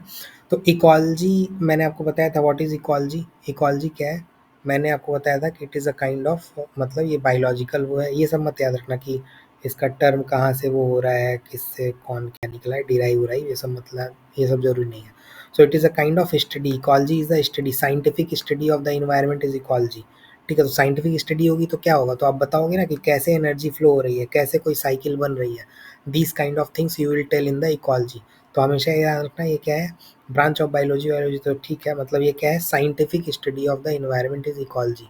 तो अगर जैसे अब जैसे ये आपको पिक्चर दिख रही है, ठीक है, so how what is the scientific study, मतलब बायोम में क्या क्या हो रहा है, बायोस्फीयर में क्या क्या हो रहा है, इकोसिस्टम में क्या क्या हो रहा है, whatever the study you are going to perform, how the energy is flowing from the population to the ecosystem, or what kind of energy, what kind of food chain are there in the ecosystem, these are the scientific study. How the nutrient cyclings are happening in these biosphere or biome, that is a scientific study, that is called the ecology. ठीक है, वो उसको ecology बोला जाता है, जो scientific study आप पढ़ते हो। तो ये जो पार्ट है इन्वायरमेंट का जो आप स्टडी कर रहे हो, ऑर्गेनिज्म से लेके बायोस्फीयर तक, दैट इज इकोलॉजी। ठीक है, इतना तो कोई दिक्कत नहीं, इसमें तो समझ में आ रहा है। अब यहाँ पे जो ये डायग्राम है, it is saying that, it is suggesting you that, मतलब क्या दिखा रहा है ये डायग्राम, ये डायग्राम ये दिखा रहा है कि भाई हर आदमी किससे बना हुआ है, एटम से। So there are atoms. Atoms forms molecule. Molecule forms protoplasm. Protoplasm वगैरह ये सब जानने की जरूरत नहीं। These molecules protoplasm forms cells, जो हमारे अंदर RBC, red blood cell, white blood cell, इस तरह के होते हैं ना। दो cells forms tissues, and with those tissues organs are form. जैसे आपका हार्ट है, heart is made of various tissues, that tissues are made up of various cells, that cells are made up of various protoplasm. वो सब जरूरी नहीं है, बस ये एक तरह से आप जानो कि these are the how you are involving, those organs are making organisms, organisms, various organisms जब मिलते हैं तो क्या बनता है, पॉपुलेशन। बहुत सारी पॉपुलेशन मिलती है तो क्या बनता है, कम्युनिटी। ठीक है, और फिर बहुत सारी कम्युनिटी होगी तो क्या होगा, मतलब काइंड ऑफ, मतलब वो पार्ट ऑफ इकोसिस्टम है। वेरियस इकोसिस्टम, एक्वाटिक, टेरेस्ट्रियल, ये वो, हर ecosystem is a part of biome. Various biomes are part of biosphere. पूरा बायोस्फीयर पार्ट ऑफ अर्थ है। अर्थ किसका पार्ट है, सोलर का। सोलर किसका पार्ट है, गैलेक्सी और यूनिवर्स। इसमें कोई दिक्कत है, यहाँ तक कोई दिक्कत इसमें अभी तक समझ में आया ना, इकोलॉजी क्या है और ये क्या है। ठीक है, तो आगे बढ़ते हैं। तो लेवल ऑफ ऑर्गेनाइजेशन, अब ये जो लेवल ऑफ ये लेवल है, ये अपन पढ़ते हैं कि क्या क्या है। इस पे क्वेश्चन बेसिक बेसिक बनता है, जैसे उसमें मैंने आपको बताया था, इसमें भी बनता है। ठीक है, तो मैंने आपको बताया कि इकोलॉजी किस किस को पढ़ रही होगी, organism, population, community, ecosystem, biome, biosphere, इस सबको पढ़ रही होगी। तो वही चीज़ यहाँ लिखी है कि it is comprises the study of this. तो उसमें दिक्कत नहीं है कि भाई ये क्या है, लेकिन आपको लेवल पता होनी चाहिए। तो भाई लेवल में आपने क्या देखा, ऑर्गेनिजम्स, ऑर्गेनिजम्स आर इंडिविजुअल्स, दिख रहा है ना, इंडिविजुअल शेर आपको दिख रहा है। सो ऑर्गेनिजम्स आर इंडिविजुअल्स और स्पीसीज। ठीक है, तो organism is an individual living being, you are an organism, I am an organism, सब लोग एक organism, because you are living independently, functioning independently, so that is you are individual. तो इसमें तो कोई दिक्कत नहीं है। ठीक है, समझ रहे हो। So whatever the species are there, these species are group of living organisms। so आपको दिख रहा है कि organisms जो होंगे, भाई बोला जाए species का मतलब होमो सेपियंस, या ये जो भी species होती है, ठीक है, अलग अलग तरह की species होती है। that species is a group of living organisms। ठीक है, समझ में आ रहा है कि भाई कई सारे स्मॉलर इंडिविजुअल मिल के they are capable of exchange of genes through the reproductions. ठीक है, and that is how they are considering, ये सब टैक्सोनॉमी, ये सब जरूरत नहीं है। लेकिन जैसे मैंने आपको बताया होमोसेपियंस, तो Homo sapiens is a species. Homo sapiens में कौन कौन आ रहा है, जितने तरह के आदमी हैं वो सब होमोसेपियंस में आ रहे हैं, तो एक स्पीसीज बन गई। समझ में आ रहा है आपको, कहने का मतलब भाई क्या होता है, ये स्पीसीज आपको समझ में आ रही है ना, कि species are the kind of pool of genes. अगर बोला जाए कि individual are kind of genes, मतलब जो भाई ह्यूमन में एक पर्टिकुलर जीन है जो कॉमन है, that's why we are looking different from others, so that is a species.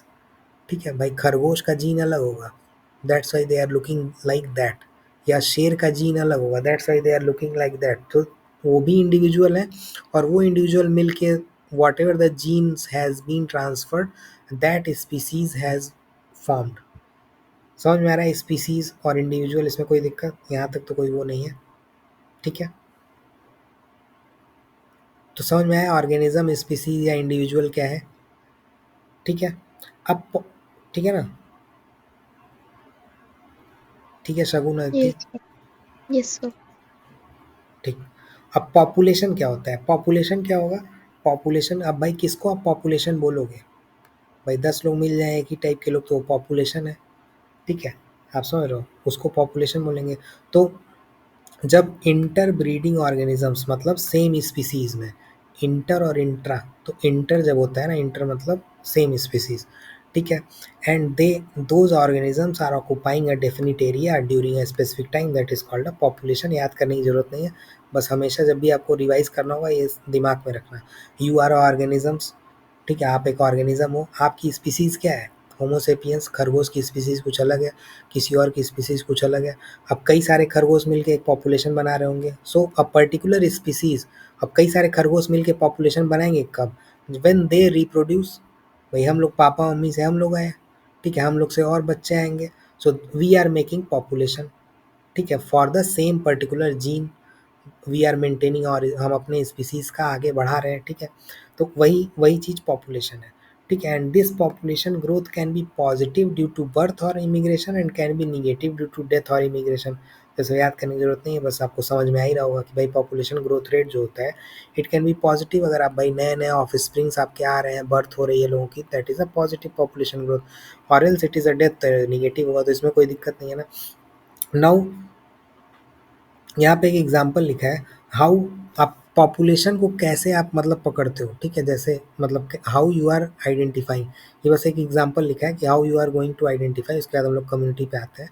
तो यहाँ पे हम लोग पढ़ लिए ऑर्गेनिज्म, पढ़ लिए पॉपुलेशन, पढ़ लिए। अब देखो how we are identifying that using pugmark, जैसे क्या होता है कि भाई बहुत सारे एनिमल्स जो हैं वो मोबाइल हैं, तो आपको पता कैसे लगेगा कि ये टाइगर की पॉपुलेशन रह रही है, कि लियोपर्ड की पॉपुलेशन रह रही है, कि लायन की है, कि डियर की है, आपको पता कैसे लगेगा, ठीक है। Because if you know those things then you can say that population density, आप उसका बता सकते हो, ठीक है। तो पॉपुलेशन डेंसिटी हमको कैसे पता लगता है, that is done by the counting of pugmark. Pugmark क्या होता है, फूट इम्प्रिंट्स, ठीक है। जैसे एनिमल जब गुजरा तो कोई भी मान लो टाइगर गुजरा, लायन गुजरा, तो सबका अलग अलग पगमार्क है ना, पगमार्क मतलब सबका अलग अलग एक पर्टिकुलर फुटप्रिंट है, उस फुटप्रिंट को काउंट करके दे आर टेलिंग दैट कि भाई पॉपुलेशन डेंसिटी इनकी इतनी है, ठीक है। तो समझ रहे हो, तो पगमार्क हमको क्या क्या इन्फॉर्मेशन देता है अबाउट द पॉपुलेशन, कि डिफरेंट स्पीसीज कौन कौन सी हैं, कि भाई यहाँ से शेर भी गुजरा था, यहाँ से लिपर्ड भी गुजरा था, लायन भी गुजरा था, डियर भी गुजरा था, तो what kind of different species are there in particular area, that is identified through the pugmark. Important मतलब याद करने जैसा तो कुछ है नहीं। Identification of the individual animal with the pug mark, you can tell that कि ये हाथी का पाँव है कि भाई लायन का पाँव है, so you can identify the individual animal, ठीक है। Even you can give the information about the population of the tigers और लायंस, तो इनको लार्ज कैट्स बोला जाता है, वॉट एवर दीज लायंस, ये सबको क्या बोला जाता है, लार्ज कैट्स में बोला जाता है, ठीक है। तो इनकी पॉपुलेशन आप आइडेंटिफाई मतलब बता सकते हो, ठीक है, थ्रू द पग मार की भाई इतने इतने लोग हैं, कहीं छोटे बड़े और अलग अलग का, सबका साइज का अलग अलग का वो होगा ना। सेक्स रेशियो आप बता सकते हो, ठीक है, because you know the large, you can determine the sex of the tiger from the pug mark, ठीक है। तो आप सेक्स रेशियो भी बता सकते हो कि भाई कौन सा मेल कितने हैं यहाँ पे, फीमेल कितने हैं। तो इस वजह से स्टडी ऑफ पग मार्क क्या है, ये थोड़ी सी इंपॉर्टेंट हो जाती है। तो ये लाइन थोड़ी सी ध्यान रख सकते हो कि आप sex can also be determined through the पग marks of the big cats और लार्ज कैट्स, ठीक है। कोई दिक्कत यहाँ तक अभी तक पॉपुलेशन वगैरह में, तो हमने क्या पढ़ लिया, पॉपुलेशन, और ये हमने एक पग मार्क का वो देखा कि भाई how we from the pug mark we are identifying the population. Now what is the community, भाई कम्युनिटी किसी चीज़ को आप कैसे बोलोगे, if we are saying that कि ये ग्रासलैंड की कम्युनिटी है, ठीक है, इसका मतलब दीज एरिया इज, आप बोलते हो ना कि ये हिंदू कम्युनिटी, ये मुस्लिम कम्युनिटी, उसी तरह आप इसमें सोचो कि what can be the community. तो कम्युनिटी क्या होगी भाई, ये ग्रास लैंड की कम्युनिटी है, these are the trees communities, ठीक है। या आप कुछ और बोल सकते हो, तो ग्रास लैंड की कम्युनिटी में बहुत सारी चीज़ें आएंगी, वेरियस हर्ब्स आएंगे, वेरियस वो आएंगे, ठीक है। सो ठीक है, इसमें कोई दिक्कत नहीं है। तो कम्युनिटी क्या हो सकती है, कम्युनिटी मतलब जैसे भाई पॉपुलेशन है, आपने पॉपुलेशन बना दी, now communities will be formed on the basis of the populations. ठीक है, ऐसे हमने क्या बोला, large cat is a community. यहाँ बोला ना, कहाँ तो ही पढ़ रहे थे, लार्ज कैट। तो large cat can be a community, उसमें सब आ जाएंगे, पर्टिकुलर डिफरेंट डिफरेंट स्पीसीज के पॉपुलेशन आ जाएंगे। So that is a community. That communities, whatever communities you are living, वो उसका नाम कैसे होता है, नाम उसका कैसे रखा जाता है, आफ्टर द डोमिनेंट प्लांट या डोमिनेंट एनिमल जो भी होता है। ठीक है, तो मेजर कम्युनिटी अगर देखी जाएगी तो दो तरह की कम्युनिटी होती है। कम्युनिटी को जब आप अलग अलग करोगे तो there are two types, major community and minor community. ठीक है, तो मेजर कम्युनिटी और माइनर कम्युनिटी क्या होती है? मेजर कम्युनिटी का मतलब जो भी लार्ज साइज कम्युनिटी है या रिलेटिवली इंडिपेंडेंट है, ठीक है, that is called major community, because they are kind of dependent only on the sun energy. जैसे बोला जाए tropical rain forest, tropical evergreen forest, they are the large sized and relatively independent. Why they are relatively independent? इनको फर्क नहीं पड़ता है किसी और से। ठीक है, they depend only on sun's energy from मतलब फ्रॉम द आउटसाइड, बाकी और किसी पे ज़रूरत नहीं पड़ रहा है। लेकिन who are the minor communities which are dependent on the neighbouring communities. ठीक है, उसको माइनर कम्युनिटीज़ बोलते हैं। समझ रहे हो आप? जैसे देखो ये मैट ऑफ लीचेंस, लीचेन जो होते हैं बहुत माइक्रो ऑर्गेनिजम्स होते हैं। दे लिव ऑन काऊ डंग पे ये लिव करते हैं, मतलब वो नहीं रहेगा तो मर जाएंगे। सो कहने का मतलब, if something is dependent then it is called the minor community, if something is independent then it is called the major community. ठीक है, समझ में आ रहा है इतना? कोई इसमें दिक्कत? अब इसके बाद आता है स्टेबल कम्युनिटी। स्टेबल कम्युनिटी क्या होता है? स्टेबल कम्युनिटी का मतलब whatever the productivity is there, वो मतलब बहुत ज़्यादा वेरी ना करे। आप समझ रहे हो? They are resilient, they are resistance for the basic disturbance. वैसे भाई होता है ना, इन्वेजिव स्पीसीज आ गई, तो आप जैसे हम लोग क्या है, we are a stable community. लेकिन आप हमेशा, मैं आप हम लोग का एग्जांपल क्यों नहीं दे रहा हूँ? Because we are reading the environment, so we have to think on the animal और we have to think on the plants कि what can be the community, what can be the stable community. ठीक है, जैसे बहुत सारे क्या होते हैं, इफ़ द मतलब एलियन स्पीसीज आई, एलियन स्पीसीज कहने का मतलब इन in your environment, if someone is coming from outside, so it might be possible that you are getting impacted by that। तो अगर आप impact हो जा रहे हो तो you are not in a stable, मतलब you are not the part of the stable community। ठीक है, लेकिन बहुत सारी इन्वेसिव स्पीसीज आ गई but still your community is intact, that is called the stable community. ठीक है, समझ में आ रहा है ये चीज़? ठीक है, तो अब एक बार ऑर्गेनिज्म से लेके कम्युनिटी तक एक बार रिवाइज करो आप लोग, या बताते जाओ कि कौन कौन सा है, ऑर्गेनिज्म क्या होता है, कम्युनिटी क्या होता है, जो भी आपको समझ में आया।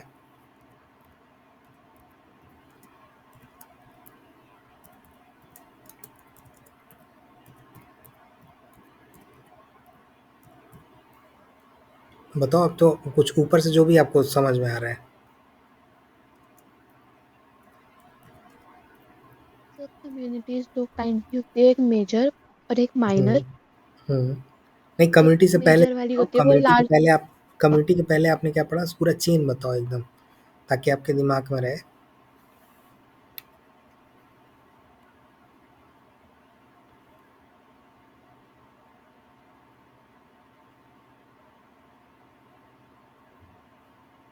मतलब सबसे पहले आपने क्या पढ़ा था? सबसे पहले आपने इंडिविजुअल स्पीसीज या ऑर्गेनिज्म पढ़ा था। Organisms. What is the species? Species या वो क्या है, स्पीसीज क्या है? जैसे होमोसेपियंस, ये सब स्पीसीज है, रैबिट और ये सब मैंने बताया ना, various individual from the same gene pool. Gene आप समझते हो ना, जीन, भाई जीन समझते हो ना, यस जीन सर। समझते हो भाई? जैसे हम लोग ह्यूमन रेस के हैं, we have the same gene. ठीक है, जेनेटिक मतलब जेनेटिक वेरिएशन उतना नहीं है। जैसे मैं बोलूँ कि मेरे और आपके में कितना, आपको क्या लगता है? हाँ चलो बताओ, मतलब आपको क्या लगता है कि व्हाट काइंड ऑफ मतलब परसेंटेज ऑफ जीन हमारे और आपके बीच में, या मेरे अदिति में, मेरे आपके में कितना डिफर होगा? as a human being, what kind of, how much percentage of difference is there within you, within me, within you, within Aditi? मतलब क्या डिफरेंस होगा?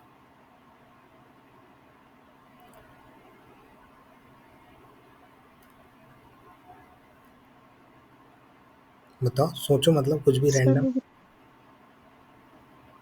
सर 7%। उतना डिफरेंस होगा। May be yes. हाँ, तो मोर देन लगभग 9, आप सोचो, मतलब आपके अदिति में, ठीक है, या आपके और किसी भी थर्ड आदमी में mostly 99% of the genes are same. That's why we are from the species homo, that's why we are forming a species. हम एक ही ऑर्गेनिज्म के हैं, आप समझ रहे हो। इस वजह से हमारी स्पीसीज सेम है। इसी तरह आप सोचो, शेर शेर में अलग अलग शेर तो बहुत सारे हैं, अलग अलग एरिया में होंगे। आप सोचो लॉयंस, या आप सोचो लेपर्ड्स, या आप सोचो डॉग्स। डॉग्स में भी क्या होगा, मोस्टली सेम होगा, मोस्टली 99.9 के आसपास सेम ही होगा, अलग नहीं होगा। ठीक है, समझ रहे हो आप। तो इस तरह से यस होता सर। है। दैट्स इट इज़ द तो जो जीन होता है वो लगभग सेम होता है। दैट्स व्हाट द मतलब मीनिंग वही है। ठीक है, तो आप वो समझ गए कि वो क्या है। उसके बाद आगे आप बढ़ो, ऑर्गेनिज्म के बाद क्या आता है।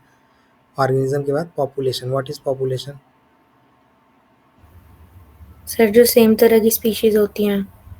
हाँ, उसका पॉपुलेशन होगा। ठीक है, फिर कम्युनिटी पे आ जाते हैं। तो कम्युनिटी क्या है, उसमें मेजर माइनर क्या है? सर जो मेजर होती है वो बहुत लार्ज साइज होती है, और वो उनका जो मेन डिपेंड होता है जिन पे वो होती है सन की एनर्जी, जैसे हम्म फॉरेस्ट वगैरह हो गए। और जो हम्म माइनर होती है, मतलब उनको मतलब इतना ज्यादा सन से कुछ वो नहीं होता, वो बहुत सारी चीजों पे डिपेंड करती है। तो क्या, अगर मैं बोलूँ कि कम्युनिटी में various forms of different population आ सकते हैं, अगर बोला जाए।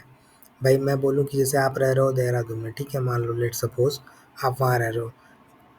इज इट इज मतलब मान लो आपके आसपास सांप वाप भी बहुत सारे हैं, लेट सपोज, मतलब सांप मतलब कुछ और भी अलग तरह की स्पीसीज है, लेट सपोज। ठीक है, सो आर यू, मतलब are both of you are, can we refer it a community?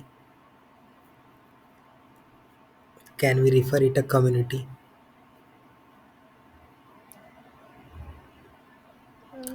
I don't think so. नहीं, आप उसको जैसे जैसे आपने देखा होगा, भाई आप जहाँ भी रहते हो, ठीक है, आपने देखा होगा चूहे बहुत सारे होंगे। ठीक है, सो चूहा हुआ रहना, दैट इज़ अ इंडिविजुअल, उसकी भी स्पीसीज है, उसकी पॉपुलेशन है। ठीक है, देखा है ना आपने, चूहे निकल जाते हैं कहीं से भी, कहीं से, उसकी भी स्पीसीज है, उसका पॉपुलेशन है। But we are in a community. Why we are in a community? Because you and they both are living in a interacting, मतलब भाई कैट भी है आसपास, समझ रहे हो आप। आसपास कैट भी है, वो कैट क्या कर रही है, चूहे को खा रही है। या आप क्या करो भाई, आप चूहे को मार रहे हो, चूहे को खाना दे दे रहे हो। सिमिलरली रेप्टाइल्स भी रह रहे होंगे। So various populations are interacting, various specieses are interacting. ठीक है, various groups are interacting, so it is called community. तो वो भी कम्युनिटी में वो लोग भी आएंगे, मतलब अलग अलग स्पीसीज भी आएगी, समझ रहे हो आप। ठीक है, तो जो आप बोल रहे थे, तो समझ गए ना, कम्युनिटी में वो लोग भी आएंगे। तो यही समझो आप कि जैसे, इसीलिए तो हम लोग पढ़ रहे हैं ऑर्गेनिज्म। आप सोचो, अब ऑर्गेनिज्म तो कई लोग हो सकते हैं। फिर पॉपुलेशन किसकी बनेगी? Population is formed of the organism. तो ऑर्गेनिज्म मतलब, तो पॉपुलेशन उसकी बनेगी, क्योंकि जीन जीन सेम होना चाहिए पॉपुलेशन के लिए। तो शेर का जीन, ठीक है, शेर की अलग पॉपुलेशन बन गई, लेपर्ड की अलग पॉपुलेशन बन गई, स्नेक की अलग पॉपुलेशन बन गई। But that population is interacting in a community. अब कम्युनिटी का मतलब एक पर्टिकुलर लोकेशन है और सब लोग साथ में रह रहे हैं, वही तो कम्युनिटी है। भाई हम लोग हिंदू मुस्लिम भाई भाई करते हैं, we are in a community, right. So we are interacting, we as a group are interacting. अब ये तो हमारे मतलब बोला नहीं जाएगा ये, लेकिन अगर इन्वायरमेंट के टर्म में देखो तो हम तो सेम ही हैं, मतलब सेम ही पॉपुलेशन है। But if we are interacting with the other population, other genetic population, other genetic मतलब भाई आप, मतलब आपने रैट को देखा, रैट से भी आप भाई बिल्ली पाल रहे हैं, लोग कुत्ते के साथ रह रहे हैं ना। So these are a community, because people are, मतलब from one gene, from one kind of population, the other kind of population is interacting and living together। तो इसका मतलब ये लोग कम्युनिटी है। भाई पेड़ पौधे भी तो आपके पास है ना, पेड़ पौधे हैं ना, मतलब because if you are living in, मान लो आप देहरादून में रह रहे हो, so there are tropical rain forest, मतलब ट्रॉपिकल तो खैर उधर नहीं है, but there are forest. That forest क्या है, वो फॉरेस्ट क्या है, वो फॉरेस्ट क्या है, वो forest is also a part of some other gene. वो भी तो पॉपुलेशन है, फॉरेस्ट की एक पॉपुलेशन है, एक पर्टिकुलर प्लांट होगा, उस पर्टिकुलर प्लांट का कुछ और। जैसे मैं बोलूँ mahogany, mahogany is a tropical rain forest, तो कई सारे महोगनी मिलके क्या बनाएंगे, कई सारे महोगनी मिलके एक पॉपुलेशन बनाएंगे, और वो पॉपुलेशन अलग अलग अलग अलग इंटरेक्ट करेगी आप लोगों से, तो क्या होगा, that you are also in a community with the forest. तो समझ में आ रहा है कम्युनिटी का कॉन्सेप्ट, तो समझ में आ रहा है ना, कम्युनिटी का मतलब दो चार लोग रहे हैं साथ में, ये ना हो कि भाई आप रह रहे हो और चूहा नहीं रह रहा है, तो चूहा भी is a part of community, ठीक है। यस। तो कम्युनिटी का मतलब आप समझ गए ना कि अब मेजर कम्युनिटी और माइनर कम्युनिटी। मेजर कम्युनिटी क्या है, मेजर कम्युनिटी आप बताओ, विच इज सेल्फ सस्टेनिंग, ठीक है, विच इज सेल्फ सस्टेनिंग। कहने का मतलब they have all the necessary resources to support their self और maintain the ecological balance, that is a major community, ठीक है। मतलब कहने का मतलब वो इंटरेक्ट कर भी सकते हैं, they can not interact with the other communities as well, ठीक है, उनको ज़रूरत नहीं है, वो अपने अपना फंक्शन खुद ही कर लेंगे। जैसे आपको पौधे की ज़रूरत है, पौधे को आपकी ज़रूरत है, आप सोचो प्लांट एज अ स्पीसीज़ की आपको ज़रूरत है, आपको ज़रूरत है, उसको ज़रूरत है आपकी, आप रहो ना रहो, भैया वहाँ से देहरादून से चले जाओ दिल्ली, वो प्लांट को थोड़ी आप बोलेगा क्यों जा रहे हो, आप समझ रहे हो। मतलब आदमी की ज़रूरत, मतलब plants are in the major community, that's why the plants in the major community, आप समझ रहे हो, because they do not need you as a community. उस कम्युनिटी में 50 लोग रह रहे होंगे, आप सोचो जैसे भाई मेजर आप किसको बोलोगे, मेजर कम्युनिटी आप किसको बोलोगे, जैसे मान लो समझ रहे हो ना, मतलब मेजर कम्युनिटी का मतलब कहने का, जैसे मैंने आपको बताया कि आप हो, रैट भी रह रहा है वहाँ पे, लॉयन भी रह रहा है वहाँ, सब लोग रह रहे हैं, ठीक है, प्लांट भी रह रहा है। अब आप सोचो कि अगर प्लांट चला जाए तो सब गायब हो जाएंगे, तो इसका मतलब plant is a major community, वो मतलब मेजर एक कम्युनिटी है जो उस एरिया में रहे, मतलब वो पॉपुलेशन सिग्निफिकेंट है आपके लिए भी, सबके लिए भी। आप चले जाओ या रैट चला जाए, मान लो लॉयन चला जाए उस एरिया से, ठीक है, तो that is not going to impact more. तो इस वजह से ट्रॉपिकल रेन फॉरेस्ट, जैसे मैंने जो भी अपना खाना खुद बनाते हैं ना, आप ये समझो दोज कम्युनिटीज़ आर इम्पॉर्टेंट, खाना खुद बनाते हैं या उस तरह की चीज़ें, those communities are important for the those are the primary communities, ठीक है। And they the major communities are the only communities which are relatively stable. जो स्टेबल कम्युनिटी हम लोग पढ़ रहे हैं वो वही कम्युनिटी है विच आर रिलेटिवली स्टेबल, ठीक है। जैसे मैंने आपको बताया कोरल कोरल रीफ बताया ना, कोरल रीफ बताया ना, they are also forming there, खुद खाना वाना सब बना ले रहे हैं, फाइटो प्लैंकटन वगैरह बताया था आपको। तो कोरल रीफ है, कोरल रीफ जो होती है, they are supporting the marine species, बहुत सारी मैरीन स्पीसीज हैं जिसको ये सपोर्ट करते हैं। So they are also a major community. अगर कोरल रीफ चला जाएगा, भाई क्यों लोग बोलता है कोरल ब्लीचिंग ना हो, कोरल ब्लीचिंग ना हो, कोरल ब्लीचिंग होगी तो various marine organisms will die, इसका मतलब उसका इम्पोर्टेंस है, आप समझ रहे हो। जैसे grass land is important, grass land important for various species. आप सोचो ग्रास हॉपर ग्रास पे ही तो खा रहा है, बिसन है, बिसन, बिसन होता है ना, बिसन समझते हो आप, बिसन, बिसन एक स्पीसीज है, ठीक है, वो किस पे भाई, ग्रास लैंड पे ही तो खा रहे हैं वो। जैसे भाई बहुत सारी भेड़ बकरी होता है ना, चरने जाते हैं ना लोग, मतलब चरते हैं ना वो सब, अब उसी तरह बिसन है, वो सब भी चर रहे हैं, मतलब ठीक है। तो अब वो भी वो है, तो ये लोग क्या है, मतलब they are dependent on the grass lands, आप समझ रहे हो, they are dependent on the grass land. So इस वजह से grass land is also primary वो कम्युनिटी। तो समझ में आ रहा है ना कि क्या हो सकता है मेजर कम्युनिटी, मतलब प्राइमरी या मेजर कम्युनिटीज, ठीक है। लेकिन what is the minor communities, minor communities जो स्मॉलर हैं, जो डिपेंडेंट हैं, भाई असहाय हैं, मजबूर हैं, मतलब जो डिपेंडेंट हैं दूसरों पे, एडजस्टेंस टू द, मतलब मेजर कम्युनिटी पे रह रहे हैं, डिपेंडेंट हैं, ठीक है, समझ रहे हो आप। तो वो किस पे है, that will come under the minor communities. समझ में आया इतना चीज़ आपको, मेजर कम्युनिटी माइनर कम्युनिटी समझ में आया। Major community minor community, minor community का एग्जांपल क्या हो सकता है, माइनर कम्युनिटी क्या हो सकती है, मतलब अगर देखा जाए तो what can be the minor communities. लिख लो आप, जैसे ईपी फाइट होते हैं, EP fight, EPIPHYTES, EP fights, EP fights, ठीक है। जैसे आपने देखा होगा कि कभी ऐसा देखा है कि पेड़ के ऊपर पेड़ उगता है, ऐसा देखा है, पेड़ के ऊपर पेड़ कोई अपना मतलब चल रहा होता है साथ साथ में, ऐसे देखा, ऐसे मनी प्लांट को तो आपने देखा होगा कि भाई वो देना पड़ता है, सहारा देना पड़ता है बढ़ने के लिए, लेकिन various plants are there which needs the rain forest, जैसे ईपीफाइट्स है, they are thriving on the rain forest, ठीक है, समझ रहे हो, and they are not harming as well, मतलब ऐसा नहीं कि ये हार्म कर रहे हैं, लेकिन उसके ऊपर ग्रो हो रहे हैं, ठीक है। आपको मैं बताऊंगा, मतलब लिख लो आप, मतलब लिख लिया ना, ईपीफाइट्स लिख लिया, ईपीफाइट्स। तो इसमें यही है, जब कुछ पढ़ो ना, इसमें थोड़ा सा इमेज उमेज देखे रहोगे थोड़ा याद रहेगा, क्योंकि इसका थोड़ा सा नाम वाम वैसा है या जो भी है, मतलब, ठीक है।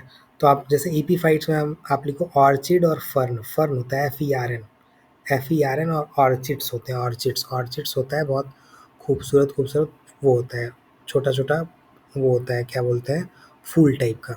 तो ऑर्चिड्स एंड फर्न्स आर ईपीफाइट्स, ये सब ईपीफाइड है, ठीक है, which is growing on trees but they are not harming the trees, ठीक है, समझ रहे हो आप, they are not harming the trees but they are growing on the trees। खैर ये आपको और मैं आगे भी बताऊंगा थोड़ा बहुत, जब भी कभी आएगा, तो हमेशा ध्यान रखो इसमें थोड़ा सा टाइम देके आप लोग बैठना, ताकि मैं ज़्यादा आपको बता पाऊँ, ताकि आप सीख पाओ चीज़ें, ठीक है। तो मेजर माइनर आपको समझ में आ गया, what can be the major, what can be the minor, समझ में आ गया। अब आप ये बताओ, अब आप सोचो कि मेजर समझ में आ रहा है ना, कोई दिक्कत नहीं है ना, ठीक है, मेजर माइनर और कम्युनिटी ये सब दिक्कत नहीं है ना, मतलब हर चीज़ यहाँ लिखी नहीं है, तो मैं आपको बताते इसलिए थोड़ा एक्सप्लेन करते चलो। तो मेजर, अब आप सोचो कि वेयर द बायोडाइवर्सिटी का मतलब क्या है, व्हाट इज़ बायोडाइवर्सिटी, अपने हिसाब से आप लोग सोचो, इतना आपने पढ़ा, मतलब सोचा समझा, what is the biodiversity, biodiversity का मतलब क्या है,